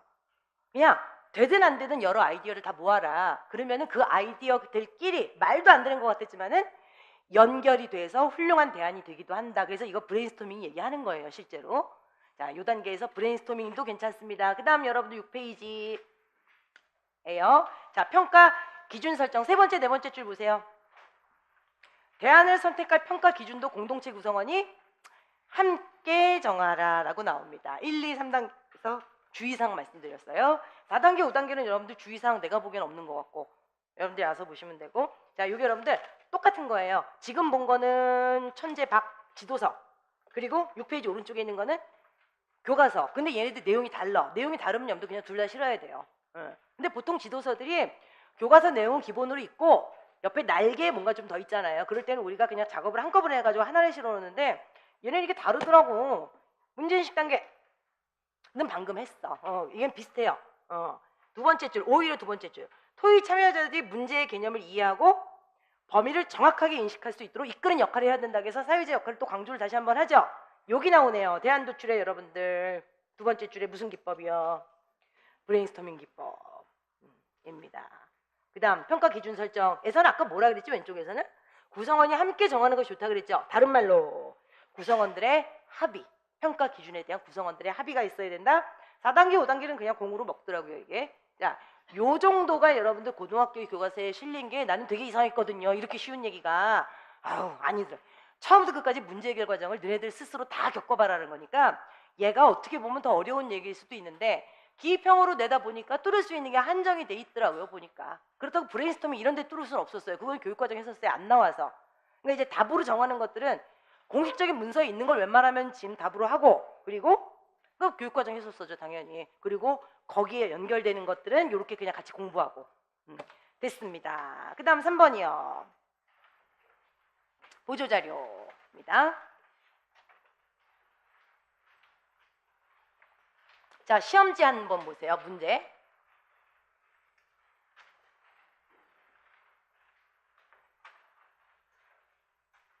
그리고 해설지 7페이지 왼쪽에 8번 잠깐 보세요. 여기가 포인트거든요. 지금 시각자료 해석해서 핵심 정보로 내용을 구성해서 발표한다. 의 키워드가 여기 표면적 정보네요. 나는 아까 명시적 정보 또는 표면적 정보라 그랬죠. 근데 교과서는 그거 두 개 아무렇게나 나와요. 표면적 정보 이꼬로 여러분들 진짜로 암시적 정보예요. 그러면 키워드가 표면적 정보, 표면적 정보. 그 표면적 정보는 너무 많거든요. 겉으로 드러나는 정보는. 그래서 핵심 정보만 빼서 재구성해서 전달해야 돼요. 그러니까 뭐 시청각 자료가 이렇게 있으면, 시각 보조 자료가 있으면 거기 있는 거 줄줄이 다 읽고 있으면 안 된다고요. 거기서 핵심 정보만 빼서 반죽을 해서 재구성해서 작은 양으로 딱 줘야 돼요. 이게 하나, 한 덩어리예요. 그러니까 얘네가 각기 따로 노는 게 아니죠. 표면적 정보, 핵심 정보, 재구성 한 덩어리. 근데 그 표면적 정보가 실려 있는 그 시각 자료가 뭐 2개가 있고 3개가 있다고 쳐봐. 그거 3개에 하나하나 안에서는 안 보이는 정보를 3개나 2개를 동시에 들여다보고 있으면은 얘가 여기서 이렇게 얘기했고 얘가 여기서 이렇게 얘기했으니까 그럼 이렇게 되는구나 라는 거는 치읓 리을을 해야 되잖아요. 추론을 해야 되죠. 그래서 정말 안 보이는 있는 걸 팍 끄집어 왔어. 그러면 얘네들은 무슨 정보? 암시적 정보가 되는 거예요. 근데 지금 그 용어가 안 나오잖아요, 여기에. 근데 추론은 진짜 눈에 잘 보이죠. 내가 요즘 들어서 꽂힌 글씨체입니다. 추론을 통해서 그 다음 보세요. 정보를 논리적으로 연계해서 자료에 담긴 중요한 내용을 내가 해석해서 제시를 해야 돼요. 얘가 그러니까 결국은 무슨 정보예요? 암시적 정보예요. 근데 교육과정에서는 그냥 이렇게 얘기를 했는데 교과서 안에서는 이걸 다 암시적 정보로 바꿔서 교육 내용 다 넣었어요. 이걸 한번 훑어보려고. 그래서 여러분들 이거 우리 아싸 할 때 이거 뭘로 갔는지 기억하세요? 뒤에 해설지 실어놨는데 그 컴퓨터 중독률 하고 인터넷 게임 하고 각각 있는 건데 그거 2개를 자료를 갖다가 엮어서 봤더니 그러면은 요 연령대에 얘네들이 진짜 문제구만 이라고 아무도 얘기하지 않은 암시적 정보를 끄집어낼 수 있다 뭐 이런 거였잖아요. 그 이해들기는 되게 힘들더라고 보니까. 자, 이제 시험지 보세요. 자, 시험지 지문을 보니까 하나, 둘, 셋, 넷, 5줄 정도까지가 뭐 서론이라 그러면 될걸요? 미국, 일본, 중국 여기 청소년들하고 우리나라 애들하고 비교를 해봤더니 스트레스 짱, 아침 식사 거르는 거 짱, 운동 부족 짱, 잠 못 자는 거 짱. 그러면 애들이 막 빼짝 말라야 될 것 같죠? 근데 비만율은 높아 또. 자, 여기까지가 여러분들 이제 무슨 얘기를 하고 싶은지 하는 거고. 그 다음 22일 거기서부터 그래프 있고 그 밑에 세 줄 있죠. 자, 그래프 바로 전까지가 스트레스에 대한 얘기죠. 20%는 높은 수치로 나타났습니다. 여기가 스트레스 얘기. 근데 그래프 보면 그렇게 돼 있잖아요. 앞에 스트레스, 땀날 정도의 운동, 아침 식사 안함, 7시간. 우리나라 고등학생들한테 7시간? 야, 어제 우리 칠복이 보니까 몇 시에 자는지 추정 불가. 어제 밤에 문자를 보냈는데 답이 없어갖고 내가 들어오자마자 너 엄마 문자 왜 씹어? 그랬거든요. 아들한테 뭐 문자를 씹냐 이런 얘기를 쓰는 엄마도 흔하진 않을 거야. 너 엄마 문자 왜 씹어? 그랬더니 학원 갔다 왔는데 그러더라고. 나 학원을 몇 시에 시작했는데 그랬더니 화요일날 학원 10시부터야 그러더라고요. 밤 10시. 밤 10시에 끝나도 시원찮을 때 밤 10시부터 시작. 그래서 1시 조금 넘어서 끝나가지고 1시 반쯤 들어왔더라고요. 아니 근데 그 독서실 갔다 와도 그 시간에 오니까 난 독서실에서 얘가 숙면을 취하고 있는 줄 알고 문자를 안 보길래 근데 학원에서 공부하고 있었다는 거예요. 그러니까 이제는 그 소수정에 있잖아요. 그런 데는 그냥 문 닫아놓고 하잖아요. 고발하지 마세요. 그리고 우리 대학 가야 되니까 그래. 근데 같은 학교끼리 묶어요 선생님이. 그러니까 선생님도 성의가 되게 있는 거지. 싸점거 알아서 해도 되는데 내신 준비도 마저 해줘야 되니까 학교별로 묶어가지고 걔네 타임을 다 다르게 둬요. 그 이 선생님은 정신이 없는 거지. 그래갖고 자기가 1학기 때 좋은 시간에 했기 때문에 이번에 화요일 날만 10시부터 1시까지 하기로 했다고. 근데 자기는 그 시간이 더 나은 것 같다고 그러더라고요. 근데 오더니 그 핸드폰 가지고 오락을 약 30분 동안 치열하게 하시더니 그 다음부터 얘 취학과 뭐 기하 벡터를 풀기 시작하더라고요. 그래서 언제 잘 거니 그랬더니 모르겠다고 뭐 그러더라고요. 근데 이제 고등학생들 아침 6시에 일어나야 되잖아요. 근데 요즘에 맨날 그래요. 고등학생들 안 그러는 데 어디 있어요. 낮잠을 몇 시간을 자든 간에. 무슨 7시간이 지금 신생아예요 지금? 7시간은 잤다 안 잤다. 그래서 얘네 차례대로 해요. 스트레스 얘기, 운동 얘기, 아침 식사 안 했다 얘기, 7시간 이상 잤다 얘기. 그래프 위가 스트레스 얘기죠. 우리나라 뭐 1등 아니겠어요? 87.9. 근데 이건 다른 애들도 그렇대. 일본, 미국, 중국 애들 스트레스 진짜 안 받을 것 같죠? 얘네만 60%대야. 중국 영화 보면 애들이 그냥 이렇게 퉁퉁하고 성격 좋잖아요. 왜? 그러고 나서 세 줄. 일주일 동안 30분 이상 땀이 날 정도로 운동한 적이 있다 없다. 그래서 한국은 30.5, 미국은 18.1, 중국은 이보다 적었다. 그 다음 아침 식사. 우리나라 애들은 15.2%. 그거 웃기셔. 애들이 아침을 먹나? 우리나라 애들은 15.2%가 안 했다 그랬고 미국 애들 14.4 뭐 요 정도. 그 다음 7시간 이상 잠을 잤다 라고 얘기한 애들이 어쩌고저쩌고. 자, 얘 잘못했죠. 왜요? 방금 하고 왔잖아요. 얘는 아까 한미일 중 청소년 건강 실태 스트레스 얘기, 운동 얘기, 아침밥 얘기, 7시간 잠 얘기에서 저 위에 있는 그래프에 있는 명시적 정보를 어떻게 해서 어떻게 하지 않았어요? 핵심 정보를 추려서 재구성하지 않았죠. 그냥 쭉 읊었잖아요. 우리도 눈 있어. 이걸 뭘 쭉 읽고 있어. 얘도 여러분들 지금 그 뭐시기냐 기입형이니까 그렇지. 이것도 뭐 잘된 점 지적해라 못된 점 지적해라 그러면 얘 명시적 정보 쭉 읽고 필요 없이 얘기를 수치를 다 얘기했기 때문에 뭔가 핵심 정보를 뽑아서 재구성한 노력이 없다. 그래서 그 지도상으로 들어가야 되잖아요. 기입형이 상대적으로 어떻게 보니까 쉬울 수밖에 없더라고요. 뭘 물어볼 수가 없어 그냥. 자, 얘는 명시적 정보를 쭉 나열했으니까 이게 발표제의 문제점이에요. 자, 얘는 어떻게 써야 된다고요? 핵심 정보를 추려서 재구성했어야 됐어요. 근데 여러분들 아까 휙 지나면서 봤는지 모르겠지만 스트레스 엄청 나잖아요. 그러니까 얘네들은 미국이나 일본이랑 별 차이는 안 나지만 그래도 막 80% 90% 육박한다는 것 자체가 큰 문제. 운동 안 하는 건 우리나라 애들 진짜 짱. 그 다음 아침 식사 안 하는 건 한국하고 일본 얘네 둘이 좀 많이 심각하고 잠은 우리나라 애들도 월등하죠. 그죠? 근데 얘가 뭐라 그랬냐면요. 스트레스, 운동, 아침 식사, 잠 이렇게 얘기하고 그래프 하나 더 나오죠. 그 밑에서 자기는 먹는 거에 대해서 보충 설명을 좀 하겠다. 아침 식사에 관련해서 먹는 것만. 그러고 나서 여러분들 아침 결식률, 패스트푸드를 얼마나 먹나, 탄산음료 이거 세 개를 갖다 조사를 했어요. 근데 여학생들이 아침 결식률도 조금 낮고 패스트푸드도 조금 덜 먹고 탄산음료도 좀 덜 먹어요. 근데 이게 뭐 횟수의 문제인지 뭐 양의 문제인지 모르겠는데 패스트푸드 섭취율 여자애들이 작을 수밖에 없지. 여자애들은 한번 가면은 햄버거 하나 먹지만 남자애들 2개 먹잖아요. 그러면 어차피 차이가 날 수밖에 없지. 자, 근데 얘가 밑에서 뭐라 그랬냐면요. 아침 식사와 관련해서 조금 더 살펴보겠습니다. 그러고 나서 지금 저 위에 있는 거는 고등학생들을 대상으로 했다 그랬잖아요. 위에 글을 보면. 근데 여기는 몇 세부터 몇 세예요? 14세에서 19세면은 어떻게 되는 거예요, 얘네는? 중고등학생이 돼버리죠. 근데 저 위에 고등학생만 데리고 조사를 했을 때 결식률 몇 프로? 그래프에 15.2%. 중고등학생들 100명씩을 가지고 조사를 했더니 결식률 몇 프로? 20%를 웃돈다 그랬잖아요. 남학생이 22.3이고요. 여학생이 20.1이에요. 자, 그러면 여러분들 우리가 수학을 못하긴 하지만 고등학생들만 데리고 따졌을 때 결식률을 퍼센트를 냈더니 15.1%, 중고등학생을 데리고 결식률을 조사했더니 20%. 그러면 여러분들 고등학생과 중학생의 결식률 누가 더 높은 거예요? 중학생이 훨씬 높은 거죠. 고등학생은 15%를 이미 정해져 있었잖아요, 아까. 그러면 얘네들이 20%로 웃돌았댔으니까 중학생 결식률이 몇 퍼센트 정도가 돼야 고등학생 거랑 합쳐서 다시 2로 나눴을 때 20%가 넘어요. 거의 25% 육박을 해야 된다는 거죠. 그 얘기 아무도 안 해주잖아요.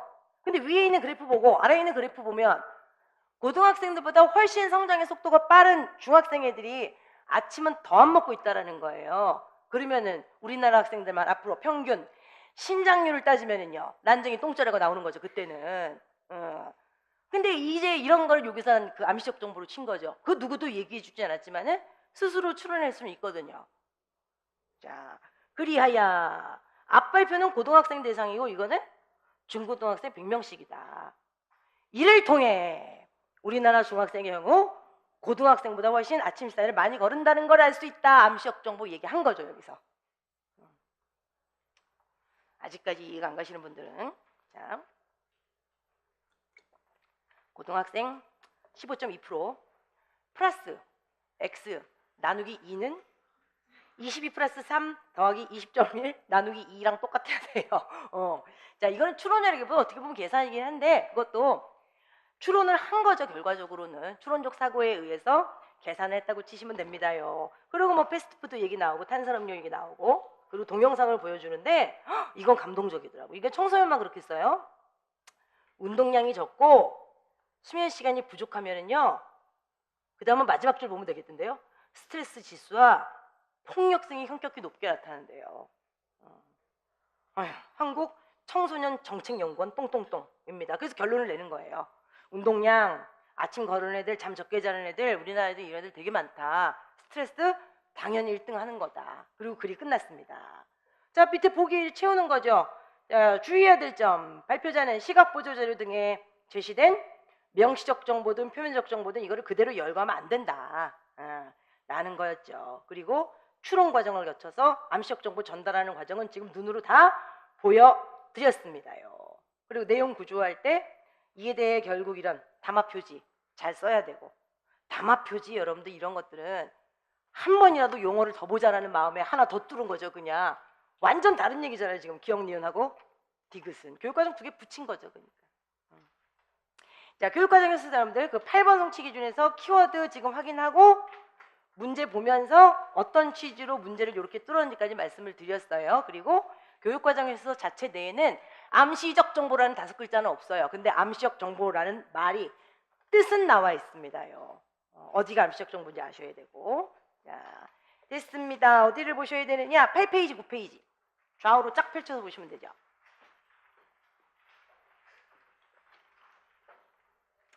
좌우로 왜 쫙 펼쳤느냐? 박스 안에 있는 제목만 봐도 되겠네. 명시적 정보가 시각자료 있을 거 아니에요. 표면적 정보가. 그게 뭔지 일단 파악을 해. 그럼 아까 그 막대 그래프라고 치면은 어머 우리나라 애들 스트레스 와 높다. 아침 안 먹는 애 많네. 그 다음에 잠 애들 되게 안 자네. 명시적 정보 파악했죠. 그 다음에 그 명시적 정보를 연결을 해보는 거예요. 한번. 근데 방금 그거 가지고서는 뭐 그게 크게 연결할 건 없긴 한데 그래도 눈에 보이는 건 뭐냐면은 아침 안 먹고 운동 안 하고 잠 못 자는 애들이 스트레스가 높구나라는 것까지는 뭐 대충 연결할 수 있지 않을까 싶어요. 자, 그래서 연결이 되면 연결을 하고 그 다음 암시적 정보 추론하기까지 번호 매겨서 들어가 있습니다. 근데 이 교과서에서 이걸 우리가 아싸에서 이걸 보고 있는데요. 얘는 지도서예요. 그래서 처음에 지도서만 작업을 했다가 이 그래프가 있어야 될 것 같아가지고 교과서에 있는 거를 여기다가 스캔을 떠서 넣었어요 그냥. 근데 인쇄 상태 괜찮은 것 같아요. 지금 명시적 정보 파악하기에 있는 그 그래프 있죠. 인구 구조, 변화 전망. 그래가지고 지금이 2020년이잖아요. 그럼 65세 이상 점점점 늘어나고 있죠. 그래서 이제 이것도 그걸 보여줘요. 이게 명시적 정보라고 해도 이후의 거를 예측할 수 있는 걸 보여줘요. 자, 그래서 명시적 정보 파악됐습니다. 65세 이상 점점점 퍼센트 늘어나요. 그리고 25세에서 54세 큰 폭이라고 할 수는 없는데 폭이 점점 커져요.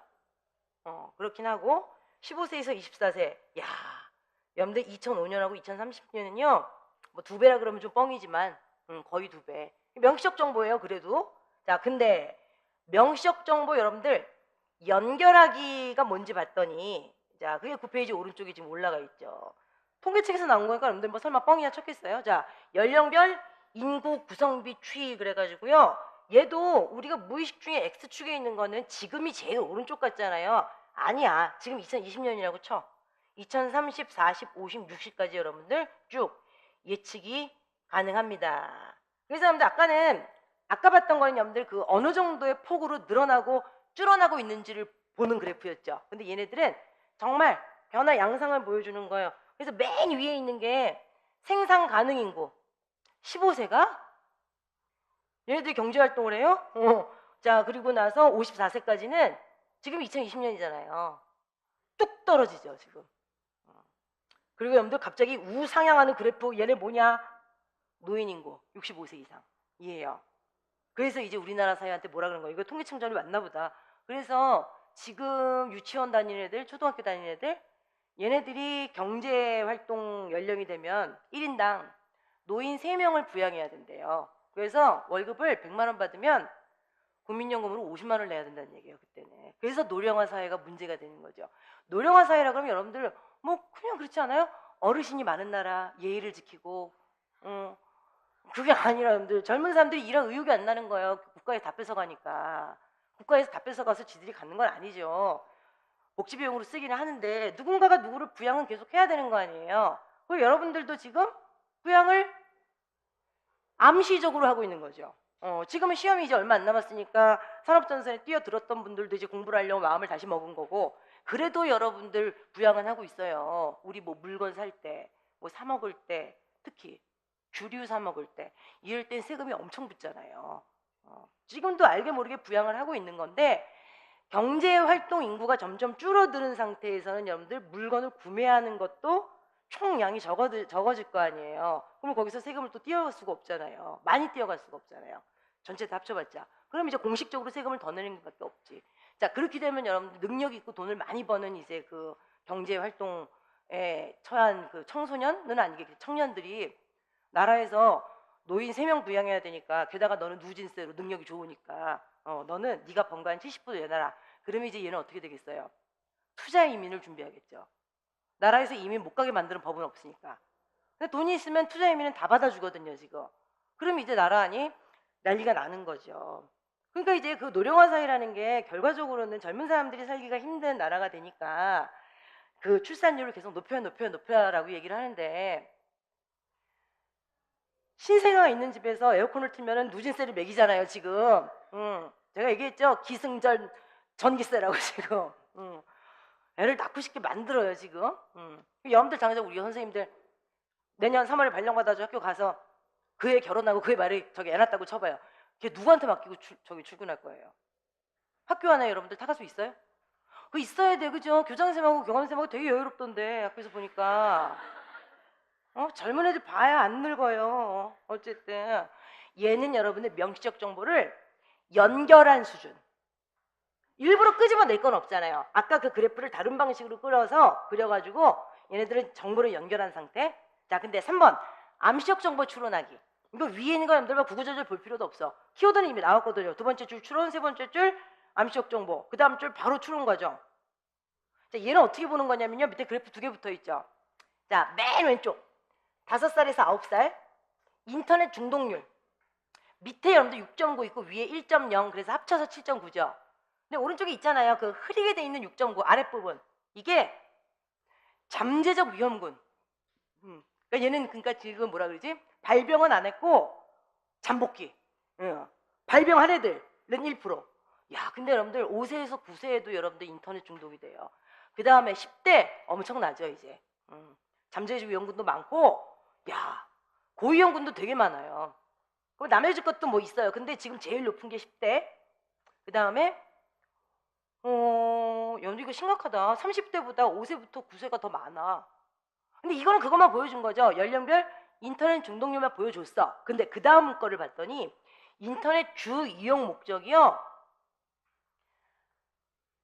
한 구역에 막대기가 3개씩 있죠. 맨 왼쪽이 영유아, 유아아동, 중간께 청소년, 오른쪽이 성인이라며. 지금 색깔 구별은 안 되잖아요. 위를 보면. 근데 차례대로 그렇게 된 거예요. 맨 앞에 있는 게 유아아동, 중간에 있는 게 청소년, 맨 오른쪽에 있는 게 성인. 근데 인터넷 주 이용 목적이 제일 높은 게 뭐예요 지금? 온라인 게임이죠. 근데 온라인 게임을 또 제일 많이 하는 게 누구예요? 유아동이고 중간도 만만치 않은 게 청소년이죠. 그러면은 연령별 인터넷 중독률을 봤을 때 40대 같은 경우는 뭐 때문에 중독이 된 거예요? 40대 같은 경우는 온라인 게임도 열심히 하지만 나머지 것들도 되게 높아요. 그러니까 얘네들이 별 차이가 안 난다라는 거죠. 그냥 고르게. 근데 지금 5세부터 9세, 10대에 해당하는 애들은 5세부터 9세 애들이 여러분들 또 무슨 뉴스 검색을 하겠어요 또. 그러니까 위에 거 보고 아래 거 보니까 5세, 9세, 10대 애들은 인터넷에 중독된 이유가 거의 다 뭐 때문이라는 거예요. 굉장히 많은 수치가. 온라인 게임 때문이라는 거예요. 그래서 온라인 게임에 지금 접속할 수 있는 시간과 무슨 자격 이런 것들을 지금처럼 규제를 안 하고 있으면은 인터넷 중독률은 영유아하고 청소년들은 계속 높아질 거다 라는 얘기를 누가 했어요? 지금 아무도 안 했잖아요. 이거 2개 보고 알아낸 거지, 추론 과정을 통해서. 그리고 통계청이 거짓말 하겠어요? 다 통계학과 나온 사람들일 텐데, 국가기관인데. 통계청에서는 이렇게 해석하겠죠. 자, 이 그래프를 보고 신난 사람이 있어요. 온라인 게임 개발자. 신났죠. 이게 엄청난 시장이 되는 거잖아요. 그래서 여러분들 이런 암시적 정보를 가지고 있는 사람들이 온라인 그 게임 인구가 점점점 늘어날 거라는 걸 예측을 한 거죠. 통계 수치를 보고 전 세계적인 걸. 그러니까 여러분들 빅데이터라는 건 진짜 중요하다니까요. 그래서 얼마 전에 우리나라 그 가서 부수고 뭐 어쩌고 하는 건데 개발하자마자 1년 매출 전 세계 2조. 나이가 젊어요. 40대 초? 근데 그동안 사업을 여러 번 말아먹긴 했어요. 그러면서 뭐가 실패일까, 뭐가 실패의 원인일까를 계속 생각했겠죠. 그러면서 어떻게 하면 온라인 시장의 흐름을 읽을 수 있을지 계속 고민한 거겠죠. 이게 그 게임, 인터넷 게임이 즐겁고 재밌고 아니면 뭐 잔인하고 뭐 복장이 막 후련해지고 아무리 잘 만든다고 해도 그게 그렇게 잘 팔릴 수는 없는 거죠. 그러니까 이게 근데 정철로 따지면 정철이 그랬잖아요. 3.15를 만나야 된다 그랬잖아요. 3.15를 만나지 않으면 자기가 정적인 제도약을 할 수 없다. 마찬가지 같아요. 빅데이터 쥐고 흔드는 사람들은 미래를 예측을 하는 힘이 있는 거예요. 그러니까 여기서는 누가 봐도 우리 다 인명 때려치고 지금 개발자로 들어가야 되는 거예요. 연매출 2조. 조가 뭐예요? 쌀조 이거 아니에요 지금. 응? 조밥을 눈을 흡치고 먹더니 설렁탕 국물이 먹고 싶다 할 때 그 조가 아니라고요 지금. 그러니까 이런 이제 뭐라 그럴까요? 이게 뭐 해안까지야 가겠느냐만 거시적 안목이 있는 사람들 같은 경우는 우리만 지금 이러고 있는 거예요. 여러분들 지금 여기 스타벅스가 어느 쪽에 있냐? 나 이렇게 방향 감각이 없니? 여러분들 스타벅스 가면 와이파이 쓰세요. 그러고 나서 스타벅스에서 제공하는 와이파이 그러고 나서 거기 동의 누르고 나서 와이파이 거기 거 쓰죠. 너무 신나죠. 내 데이터비 안 내니까. 내 개인정보를 동의하게 돼 있잖아요. 거기에. 그러면 동작구 옆에 무슨 구냐? 관악구 이쪽으로는 뭐 서초구 이렇게 연결되죠. 그러면은 지역별로 몇 살 때에 어떤 성별의 사람이 이 시간에 제일 많이 오고 뭘 시켜 먹었는지를 기록에 남기시라고 내가 흔쾌히 누른 거예요. 그걸. 그래서 그 시장에 맞는 걸 갖다 놓잖아요. 그래서 여러분들 뭐 스타벅스를 봐도 그렇고 아니면 이렇게 쫙 뭐 전시되어 있는데 뭐 지금 뭐 투썸도 그렇고 가면 매장마다 파는 게 다르죠. 그 우리가 다 빅데이터에 동의했어요. 굉장히 많은 사람들이 와이파이 무료로 쓰시라는데 굳이 내 정보를 알려줄 수는 없어. 그러고 나서 난 돈 내고 쓸래. 그리고 동의 안 하고 그런지 굳이 안 하잖아요. 근데 내 핸드폰 정보가 남아있기 때문에 내가 어디서 몇 시에 뭘 사 먹었는지가 다 기록에 남아요. 그러니까 만약에 내가 납치를 당하면 일단 그거부터 뒤지겠죠. 얘가 주로 어디에 가는지. 그죠? 그리고 내가 맨날 커피를 8,200원씩 먹었어. 그럼 누구랑 같이 먹었다는 얘기죠. 아니야, 내가 2개 먹었어. 그것도 기록에 남죠. 시간차가 있으면. 근데 동시에 8,200원 썼으면 누굴 만난 거 아니에요. 그럼 그놈이 날 납치했겠지. 왜 그놈이라고 단정해? 그년일 수도 있지. 년놈일 수도 있고. 그러니까 여러분들 스토커에서 장사를 되게 잘하는 거예요. 그 빅데이터 다 남겨가지고. 여기는 여러분들 마실 거는 많이 팔겠지. 뭐 물 나오니까. 근데 여러분들 씹어먹는 그 매대가 그렇게 막 화려하진 않죠. 그렇게 저건 많이 안 팔린다는 얘기예요. 근데 여러분들 강남역 스타벅스 가보세요. 엄청나잖아요, 그거지. 그거 하루에 다 팔린다는 얘기예요. 그 물건 예측을 어떻게 해요? 무슨 예측 우리가 다 정보 줬는데. 그래서 나는 그런 거에 동의하는 게 굉장히 자존심이 상했어요, 한때. 갖고 내 정보를 주지 않으리라 그래서 인터넷에 안 했어. 그렇다고 돈 내고 쓰긴 싫으니까. 근데 옆에 있는 사람이 그러더라고요. 그게 서로 지금은 상생하는 길이라고. 정보를 요 정도는 주고 돌아다녀야 내가 어딜 가든 불편하지 않게 뭔가를 갖다가 지금 뭐 사거나 뭐 구입하거나 그럴 수 있다고. 또 그거 보니까 아량을 베풀자 뭐 이런 생각이 나기도 하고. 그래서 우리는 전공이 문과고 지금 뭐 교사한다고 이러고 있으니까 이런 거에 대해서 굉장히 그렇게 좀 민감하진 않잖아요. 민감하지 않은 게 아니라 사실 우리는 솔직히 둔감하지. 근데 이런 거에 목숨 거는 전공들이 실제로 있어요. 그래서 막 멀리 내다보고 앞으로 10년 후 이렇게 될 거니까 사업을 이렇게 하겠다 그러면은 뜬구름 잡고 있네, 새 날리고 있네, 뭐 이러고 있잖아요. 개풀 뜯고 있네 이러고 있는데 그게 맞는 사고인가 봐요, 요즘에는. 근데 이 시대에 우리는 동락팔국을 보고 있고 신도가를 보고 있고 이러고 있습니다. 자, 뭘 가르쳐 드리려고 그랬냐? 암시적 정보를 지금 가르쳐 드리는 거예요. 우리가 흘리고 다니는 정보들 있죠. 자, 어느 구는 몇 시때에 오전 7시부터 8시 때에 누가 많이 온다. 근데 여러분들 오전 7시부터 8시 사이에 스타벅스에 만약에 60대 할머니 할아버지가 많이 온다 그러면은요 허브티만 팔릴 거예요. 그죠? 근데 우리들이 많이 가니까 그 시간에 아침을 안 먹고 다녔으니까 그 시간에 씹을 것도 팔고 그리고 커피도 팔고 이러는 거지. 그러니까 이제 물건을 몇 시에 그 매장에 새로 들여오는 게 좋은지 그것도 우리가 다 정보를 주는 거예요. 근데 그 정보를 빅데이터를 가지고 딱 통계를 낸다 그래봤자 어느 지역에 몇 시부터 몇 시 사이에 지금 나이가 뭐 연령대가 어떻게 되는 남자 여자가 많이 오는지 그것만 나오는 거 아니에요. 근데 그걸 들여다보고 이 사람들한테 어떻게 하면 뭘 팔아먹을 수 있는지를 끊임없이 고민을 하는 거죠. 어떻게 하면 많이 팔아먹을 수 있게 그냥 별을 많이 주면 되지 그냥. 적절히 정보를 흘리고 다니는 것도 괜찮기는 한데 여러분들 그거 아무나 동의하시면 안 돼요 진짜. 그럼 나중에 할 말이 없어져요. 근데 이제 저런 회사는 엄청나게 큰 세계적인 회사니까 누군가가 이제 소송을 걸고 이러면은 막 몇십억대 몇백억대 이제 그 배상을 해야 되잖아요. 그러니까 무리한 정보는 절대로 가져가지 않아요. 그 정도는 믿어도 되는데 페이스북도 뭐 걔네도 뭐 정보 다 잃어버리고 뻔뻔하고 뭐 세상에 그렇죠. 자, 암시적 정보까지 여러분들 보셨습니다. 이거 잊어먹지 마세요. 자, 표면적 정보, 핵심 정보 재구성 한 세트. 그다음 또 뭐하고 뭐가 한 세트예요 그러면은 추론과 암시적 정보가 한 세트. 여러분들 교육과정에서 쓰이는 건 여러분들 5줄이야 5줄, 6줄. 근데 이걸 가지고 교과서 한 단어를 만들고 시각적으로 진짜 보는 법을 가르쳐주고 그래서 그 암시적 정보 알아내는 거는 미리 연습하지 않으면 감을 못 잡아요 실제로. 자, 됐습니다. 4번 보시죠.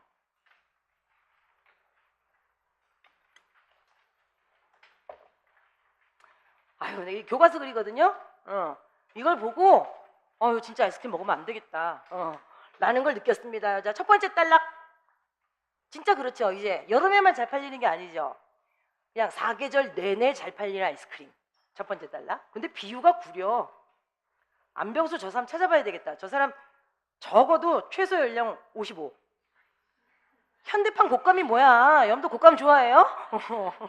참네. 곶감이야 여러분들. 호랑이가 싫어하겠지. 자, 사계절 내내 잘 팔리는 아이스크림. 그 다음 단락은 아이스크림 시장 기반이 우리나라가 굉장히 좋대요. 그래서 우리나라 하겐다즈 굉장히 오래전에 들어왔잖아요. 하겐다즈 언제 들어왔지? 나 대학교 4학년 이전에 들어왔어요. 4학년 이전에 들어와가지고 내가 대학교 4학년 겨울방학 때 배낭여행 갔는데 여기 가서 하겐다즈 엄청 먹었어요. 우리나라에서 그때 굉장히 비쌌기 때문에 반에 반가락쯤 되잖아요. 그래갖고 아이스크림 원래 잘 안 먹는데 이렇게 쌀 때 많이 먹어야 된다고 생각해갖고 엄청 먹었어요. 그리고 그 당시 우리나라 하겐다즈 들어온 거는 이거밖에 안 들어왔어요. 이거 파인트하고 그 조그만 거 있죠. 컵에 든 거 그거밖에 안 팔았는데 거기 가니까 막 하드도 있고 막 아몬드도 박혀 있고 막 안에 잼도 들어 있고 그래갖고 야 별천지다 그러고 먹었는데 아휴, 그냥 그렇게 소화가 안 되더라고요. 그게. 걔네 유지방 몇 프로인 줄 아세요, 하겐다즈? 아, 하겐다즈가 그 유지방이 높겠어요, 낮겠어요? 대단히 높아요. 그래서 맛있는 거 아니에요. 그럼 우리나라 아이스크림 중에서 하겐다즈 파인트하고 아주 유사하게 멀리서 보면 모양은 아주 유사하나 아주 저렴한 값에 팔고 있는 대중적인 아이스크림 있죠. 뭐지? 우리 어렸을 땐 그게 뭐 좋았나 뭐 이런 거였는데 걔네 유지방 차이 굉장히 나요. 2배쯤 나요. 그래서 왜 그 값이 저렴하고 우리가 그 대중적으로 사 먹을 수 있는 애들은 먹으면 부드럽다가 아니라 시원하다 하잖아요. 그 하겐다즈 먹으면 많이 먹으면 느끼하죠. 걔네 유지방 8% 넘어가요. 우리가 먹는 거 안에 거의 10%가 지방이라고. 근데 이제 여기서 문제 삼는 게 그거잖아요. 물하고 지방하고 어떻게 섞게 하냐. 물과 기름의 관계라는 건 정말 걔네는 척지는 관계인데 아이스크림에 굉장히 여러분들 70% 이상이 또 물일 거 아니에요. 근데 그 지방하고 잘 섞이게 하는 그 도대체 이유가 뭐냐 그 얘기를 끌고 나가는 거잖아요. 우리나라는 아이스크림 시장하고 커피 시장의 기반이 굉장히 좋대요. 그래서 아이스크림이 새로 나오고 그 국제적으로 커피, 캔커피 이런 게 새로 나오면은 우리나라에 갖다 푼대요. 잘 팔리나 안 팔리나를 보기 위해서. 근데 그거 마루타는 아니에요. 우리나라 사람들이 그만큼 입맛이 까다로운 게 아니라 굉장히 뭐랄까요? 평가지향적이라는 거죠. 우리가 한번 먹고 맛있는 건 계속 먹고 맛없는 건 가차없이 안 먹기 때문에 그 공식적인 판매를 하기 전에 우리나라에 갔다가 많이 시험을 해본대요. 실제로 우리나라의 시장 기반 아이스크림 시장 기반이 굉장히 높습니다. 여기서 30년간에 30억 개 세상에 중국 인구한테도 골고루 나눠주겠네. 자, 그 다음 세 번째 단락 세 줄짜리죠. 아이스크림을 구성하는 원료 뭐가 있는지 그리고 그 원료를 쭉 보니까 의문점이 있고 그 다음 단락이 그거네요. 물하고 기름을 어떻게 섞는지. 유화제. 여러분들 유화제라는 말 들어보세요. 먹으면 죽을 것 같죠? 근데 이걸 여기다 섞는 거예요. 그래서 그 계면활성제라고 얘기하는 그 유화제의 역할 거기서 화학작용 이루는 거지 뭘. 그러니까 유화제를 갖다가 아이스크림만큼 그냥 한꺼번에 원샷하면 발암물질이라 그냥 먹고 죽는 건데 어쨌든 아이스크림 안에 극소량 넣는다는 거 아니에요. 극소량이 문제예요, 여러분들. 보고와의 극소량 먹어보세요. 빨리 죽지. 청산가리 극소량 먹어보세요. 죽지. 극소량이라 그래서 별거 아니지. 이건 아닐 거란 얘기죠. 그 다음 아이스크림은 사실 첨가물 덩어리다에 아까 그 계면활성제 유화제 말고 또 뭐 들어가느냐 봤더니 정말 죽을 것 같아. 이제 안정제, 점조제, 감미료, 보존료예요. 그 다음 달라. 이 저 위에 여러분들 이제 화학성분 써서 문제가 된다는 거죠. 밑에 화학성분 아닌 것들도 문제 많아요. 지금 당류, 지방류. 그러면 저 위에 화학성분에다가 당류 먹고 지방질 원료 먹고 그러면은요 그 단락 끝에 나오네. 대사기는 악화, 소화 안 되네, 피가 안 도네, 팔목이 저리네, 뭐 이런 거죠. 콜레스테롤 상승. 그래서 열 받으면 뒷목 잡고 쓰러지는 거죠. 아, 그래서 그 뒷목 잡고 쓰러지는 사람들은 다 아이스크림 먹어서 그런가 봐요. 그래서 그 다음 달라. 연구 결과. 자, 위에 그 화학질 먹고, 그 다음에 당류, 지방질 먹고, 대사기는 악화되고, 콜레스테롤 수치 상승돼서, 인슐린 연구와 이런 사람들을 보면은요, 체내 지방 축적 요소, 이런 게 굉장히 높아지고, 결국은 심장병으로 죽는데요. 그때가 세 번째 줄이잖아. 그 달라. 그 아이스크림 먹어서 몸에 좋을 건 하나도 없다는 얘기예요. 그 안에 뭐 우유가 몇 프로나 들어가겠어. 그래서 요즘 보면, 레스토랑에서도 디저트로 의뢰 아이스크림이 제공된다. 근데 그 뒤에 이제 마저 이제 얘기를 들어보면 아이스크림 먹지 마 이런 얘기죠. 그 사람들 진짜 막 비싼 레스토랑에 대해서 아이스크림 안 줘요. 뭐 줘요 그 대신에? 요즘엔 그렇게 망고를 갖다가 녹여가지고 살짝 얼려서 다시 주대. 망고랑 그다음에 그거는 되게 근데 보관하기가 어렵죠. 그 홍시 한참 나올 때 그 얼려놨다가 샤베트처럼 먹으라고 주잖아요. 그런 게 요즘엔 디저트지. 요즘에 이렇게 정말 그 아이스크림 자기들이 만들거나 또 이런 거 아니면 그래서 아이스크림을 직접 만들어서 준 데가 있잖아요. 걔네들은 그래서 딴따라하지 않고 어떻게 돼 있어요? 꼴쭉하잖아요. 그냥 스프처럼 차가운 맛에 먹는 거지 뭐. 아이스크림 드시지 마세요. 자, 그래서 모둠토이 내용에서 혜인이는 저 제목을 보고 나서 이런 생각 저런 생각 그런 생각하는 애들이 있을 거다. 왜? 아이스크림에 대해서 가지고 있는 본인의 배경 지식이 다 다르니까. 근데 이제 선영이는 야, 나는 이런 단어만 봐도 글 쓴 사람의 의도를 알겠더라. 야, 유화제, 향유, 색소, 안정제, 점조제 이런 거. 어? 글 쓴이 의도가 굉장히 아이스크림에 적대적인 사람이지. 근데 여러분들 똑같은 사실을 써도 아이스크림은 유화제도 쓰고 향료도 쓰고 색소나 안정제나 보존료 사용하는 건 부정할 수 없는 현실이다. 이렇게 써서 뭔가 좀 이상한 얘기가 나오겠지. 그 다음에 부정할 수 없는 현실이다. 그러나 아이스크림을 하루에 10리터씩 먹는 것도 아니고 100리터씩 먹는 것도 아니고 매일 먹는 것도 아니고 아이스크림이 인간에게 가져다주는 순간적인 정서적인 만족, 이런 것들은 쟤네들의 유해성을 딛고 일어설 수 있다 라고 쓸 수도 있죠. 여러분들 맛있는 것 중에서 몸에 좋은 게 뭐가 있어요? 케이크 몸에 좋아요? 그 다음에 빵 몸에 좋아요? 그거 다 미국산 밀가루예요. 국내산으로 지금 빵을 못 만들잖아요. 그래서 우리밀빵 이런 거 비싸죠. 근데 걔네 맛이 없어. 우리밀빵이라고 써 있는 거는 더더욱이나 안 사. 근데 나 옛날 텔레비전에서 봤어요. 이렇게 이렇게 뚜껑 돌려서 닫는 이런 투명한 컵에다가 우리밀, 미국밀 이렇게 놓고 꼭 그럴 때다 거기다 바퀴벌레 넣죠. 물론 거기다 쥐를 넣으면 쥐가 난동을 피울 테니까 안 되겠지만 바퀴벌레를 넣어요. 우리밀에 있는 바퀴벌레는 우리밀을 먹고 쑥쑥 커요. 바퀴벌레, 미국산 바퀴벌레 있죠. 미국산 바퀴벌레? 미국산 밀가루에 들어간 바퀴벌레 이렇게 죽어요. 왜요? 방부제 때문에. 들어올 때 보관 유통 때문에 방부제를 엄청 치잖아요. 그 우리가 지금 먹은 거예요. 그 우리도 죽으면 시체는 웬만하면 안 썩을 거예요. 나중에 이장하려고 보면 얘들아 오랜만이다 그러고 누워있겠지. 근데 여러분들 미국 밀 먹고 바퀴벌레가 죽어서 미국 사람들 지금 다 죽었어야 되게? 그게 문제가 아니라 들어오는 동안에. 그러니까 여러분들 우리 포도 사 먹고 딸기 사 먹고 그럴 때 주의사항이잖아요. 딸기 보기 좋은 딸기가 맛은 있겠지만 그래도 어쩔 수 없다. 열심히 씻어 먹으라잖아요. 그게 여러분들 딸기는 농약을 안 치고 수도권으로 이동을 하는 동안에 걔네가 다 그냥 페이스트가 돼버린대요. 그냥. 그러니까 그 모양을 유지해야 되니까 농약을 엄청 치는 거죠. 난 농활 가서 배운 게 포도하고 딸기예요. 딸기 웬만하면 먹지 말고 먹고 싶으면 깎아서 먹으래요. 그 조그만 걸? 연필깎는 칼로? 포도 이거 하지 말고 여기 줄기하고 포도 이음 부위 거기 농약이 뭉치게 돼 있대요. 거기가 제일 맛있는데. 그래서 포도는 씻어도 거기 껍질은 다르잖아요. 지금 줄기 딱 따는데 거기 있는 농약은 안 헹궈진다네요. 그래서 포도를 꼭 먹고 싶으면 컵을 갖다 놓고 포도를 이렇게 하나하나 이렇게 퉁퉁퉁 넣어서 그걸 마시래. 어디 아파 누가? 그러고 굳이 그렇게 먹어야 되게? 그럼 이거 농사 짓는 분들도 못 드세요? 그랬더니 아유 이 처자 무식한 소리 한다고. 내가 무식하긴 하지만 저를 저렇게 노골적으로 얘기해야 되나? 그래갖고 그랬더니 자기들이 먹을 건 농약 안 친대요. 왜 치겠어? 집까지 이동하는데 100m인데. 그럼 여기서 많이 먹고 가라고 돈 주고. 그거는 여러분들 안 줘요. 못 주고 우리도 달란 얘기도 못하고 침도 안 흘리고 비싸잖아요 일단. 그리고 수박도 꼭. 수박 뭐야 꼭. 깎아 먹어 걔도? 아니요. 칼로 썰기 전에 꼭 물에 여러 번 헹구고.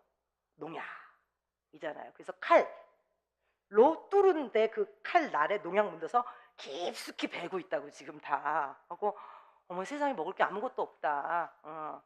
근데 그렇게 따지면 여러분들 무서워서 진짜 아무것도 못 먹어요. 여러분들 농약 안 치고 이런 애들은 또 그거잖아요. 기생충이 되게 많잖아요. 나 어제도 우리 연구원들이랑 얘기했는데 내가 물어봤거든요. 너네 농약 먹을래? 회충 먹을래? 물어봤어요. 농약 안 친 애들은 다 기생충 알 있으니까. 나는 그냥 농약 좀 먹을래요. 내 배 안에서 막 회충이 막 한 300마리 있다고 생각하면 내가 이렇게 많은 생명체를 이렇게 뿌듯한 삶이 어디 있어요 지금. 이게 몸에 좋은 것만 찾아 먹을 수는 없지만 안 좋은 건 좀 덜 먹어야 되겠다. 그래서 이제 그런 취지를 쓴 건데 여기서는 글쓴이 의도가 너무 뻔하다 이런 나쁜 말을 잔뜩 쓴 걸로 봐서. 근데 이제 다른 단어가 나와 있으면 인간한테 주는 순간적인 안정감이나 행복함 이런 걸 어떻게 부정하리요? 이러면 몸에 나쁘지만 적절히 먹자 이게 주제일 거 아니에요. 진짜 글쓴이의 의도를 알 수 있는 거죠. 근데 경훈이가 나는 이 글을 읽은 많은 독자들이 아이스크림에 대해서 경각심을 갖고 유기농 식품 쪽에 관심을 갖거나 그리고 내가 여기다 쓸 게 하도 없어가지고 이걸 찾아봤더니 진짜 이런 게 있더라고요. 먹거리 심의 위원회라는 게 진짜 있어요. 그래갖고 이게 지금 여러분들 답이 이게 글이 사회에 미친 영향이잖아요. 그래갖고 여기가 너무 빈약해갖고 먹는 거 가지고 무슨 사회단체 만든 거 없나 그러고 나서 먹거리 시민까지 쳤더니 위원회까지 자동 완성. 그게 굉장히 곳곳에 많더라고요. 이게 먹거리 시민위원회 이런 것들이 훨씬 더 조직이 활성화될 거야. 이런 걸 보면 글쓴이는 글이 사회에 미칠 영향을 고려하면서 글을 써야 된다. 그러면 이게 지금 여러분들 예측하는 거잖아요. 예측을 하는데 글의 의도나 글이 사회에 미칠 영향이나 이런 것도 예측이 가능하지만 이거 말고 예측하는 것도 뭐 있었어요? 글의 구조, 글의 결말, 그 다음에 그거 되게 독특하죠. 필자가 사용할 논거. 그러니까 필자가 지금 이런 주장을 하고 있는 걸로 봐서는 이 사람은 이런 논거를 쓸 거야까지. 자, 그게 교육 과정이 지금 명시가 된 겁니다. 자, 11페이지 오른쪽 보시면 여러분들, 아유 저 201호 보세요. 너무 간단하죠. 배경 지식이나 읽기의 맥락이나 이런 걸 활용해서 내용을 예측한다. 그래서 없어. 근데 2011은 좀 친절해. 지식과 경험, 글의 정보, 읽기 맥락 차이 나죠. 2015에서 뭐가 빠졌어요 지금? 배경 지식이나 읽기 맥락을 활용해서 예측을 하고, 얘네들은요 지식과 경험, 글의 정보, 읽기 맥락 세 개잖아요. 그 최시판이 2015잖아. 그 저걸 외우느냐? 지금 그 문제는 아닌 것 같고요. 여러분들 저 2015에서는 저 읽기 맥락이 글의 정보를 갖고 간 것 같아요. 그냥 읽기 맥락이라는 건 여러분들 이제 그 내적 맥락, 외적 맥락을 다 따져야 되는데, 내적 맥락이라 그러면 어쨌든 글의 정보 안에서 맥락을 타는 거기 때문에 쟤네들이 그냥 안고 간 것 같은데 그냥 밑에 있는 걸로 외우세요. 그냥 지식과 경험 지금 걸쳐져 있으니까 지식과 경험, 글의 정보, 읽기 맥락을 토대로 예측을 하게 되는데, 뭘 예측을 할 수 있냐 그럼? 원래 독자가 가지고 있었던 배경 지식하고 그리고 글 속에 나타나는 정보. 근데 글의 정보가 뭔데요? 여러분들 단어, 문장 이거 다 글의 정보예요. 그리고 읽기의 맥락을 활용해서 예측할 수 있는 것은 아까 답으로 들어간 게 글쓴이의 의도랑 글이 사회에 미칠 영향이죠. 나머지는 뭐냐 그러면 글의 결말, 글의 구조, 필자의 주장하고 필도의 의도하고는 여러분들 진짜 한 끗 차이죠. 저기다 필자의 주장이라고 썼어도 사실 할 말은 없어요. 그리고 필자가 사용할 논거, 글이 사회에 미칠 효과, 이런 것들을 지금 예측을 하게 돼 있습니다. 그래서 얘는 지금 추가 재료가 거의 없어요. 오른쪽 보시면 여러분들 2009 독서 문법에서 독서예요. 자, 그 1, 2번은 지금 안 잘랐는데 얘는 3번에서 뭐라 그랬냐면요, 독서할 때 배경 지식 이용하세요. 한 페이지 넘겨서 4번 보세요. 글의 제목, 소제목, 사파, 도표 이런 것들을 보고, 글의 제목, 소제목, 사파, 도표 이게 앞에 나온 말로 뭐예요? 글의 정보죠. 이런 걸 보고 내용을 예측한다. 그래서 옛날 독서 교과서 3번, 4번이 지금 요거죠. 합쳐서. 근데 3번, 4번 뒤에 5번은 뭐예요 지금? 질문 만들기죠. 이게 지금 그 다음 문제잖아요. 기입형 5번. 그래서 예측하기 하고 질문하기는 늘 이렇게 붙어 다니죠. 게다가 얘네는 진짜 구별도 잘 안 가요. 이 다음에는 글쓴이가 앞에서 지금 이러한 A, B, C, D 얘기를 했으니까 이 뒤에는 아마 X, Y, Z, A가 나올 거야. 그럼 예측하기예요. 근데 글쓴이가 앞에서 A, B, C, D 얘기를 했으니까 이 뒤로는 X, Y, Z가 나오지 않을까? 그럼 못 했어요 지금? 질문하게 됐잖아요. 얘들 실제로 변별이 잘 안 돼요. 스스로 그냥 동백과 상념에 휩싸였으면 예측하기고, 그냥 자기 스스로 수사의문문을 썼으면 그걸 질문하기고, 그래서 얘네들은 같은 문제 안에서도 예측하기 질문하기 막 낼 수 있어요 그냥. 자, 그리하여 지금 2009 12페이지에 있는 5번은 질문하기였어요. 자, 그래가지고 여러분들 5번 문제를 보니까 바로 지금 질문하기가 나왔습니다요. 자, 예측하면서 읽기. 뭐뭐뭐 가지고 예측해요? 배경지식, 제목, 소제목, 뭐 표지, 목차 이런 글의 정보, 그리고 읽기의 맥락의 기본 토대를 두고 예측을 하게 돼 있습니다. 뭘 예측할 수 있어요? 글의 구조, 글의 결말, 필쓴이의 필자와 글쓴이가 합쳐졌어.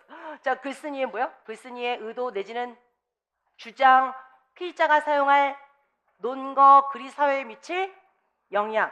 글이 사회에 미칠 영향 있죠. 이거 옛날에 핸드폰 미워하는 애 아까 누구였더라? 고릴라. 고릴라가 핸드폰을 미워해서 그 글이 사회에 미칠 영향이 뭐였어요? 아니 정해져 있진 않지. 근데 그냥 거기서는 이 글이 사회에 미칠 영향. 우리나라 사람들 핸드폰 되게 빨리빨리 갈잖아요. 1년에 한 번씩 하니까. 그래서 핸드폰을 이제 자주 바꾸는 이런 사회 분위기가 개선되겠구나. 글이 사회에 미칠 영향이에요, 그거. 그런 식으로. 자, 됐습니다. 그러면은 여러분들 지금 5번이 질문하면서 읽기죠. 얘는 조금 뭘 볼 게 있으니까 여기서 쉬었다 가겠습니다. 예.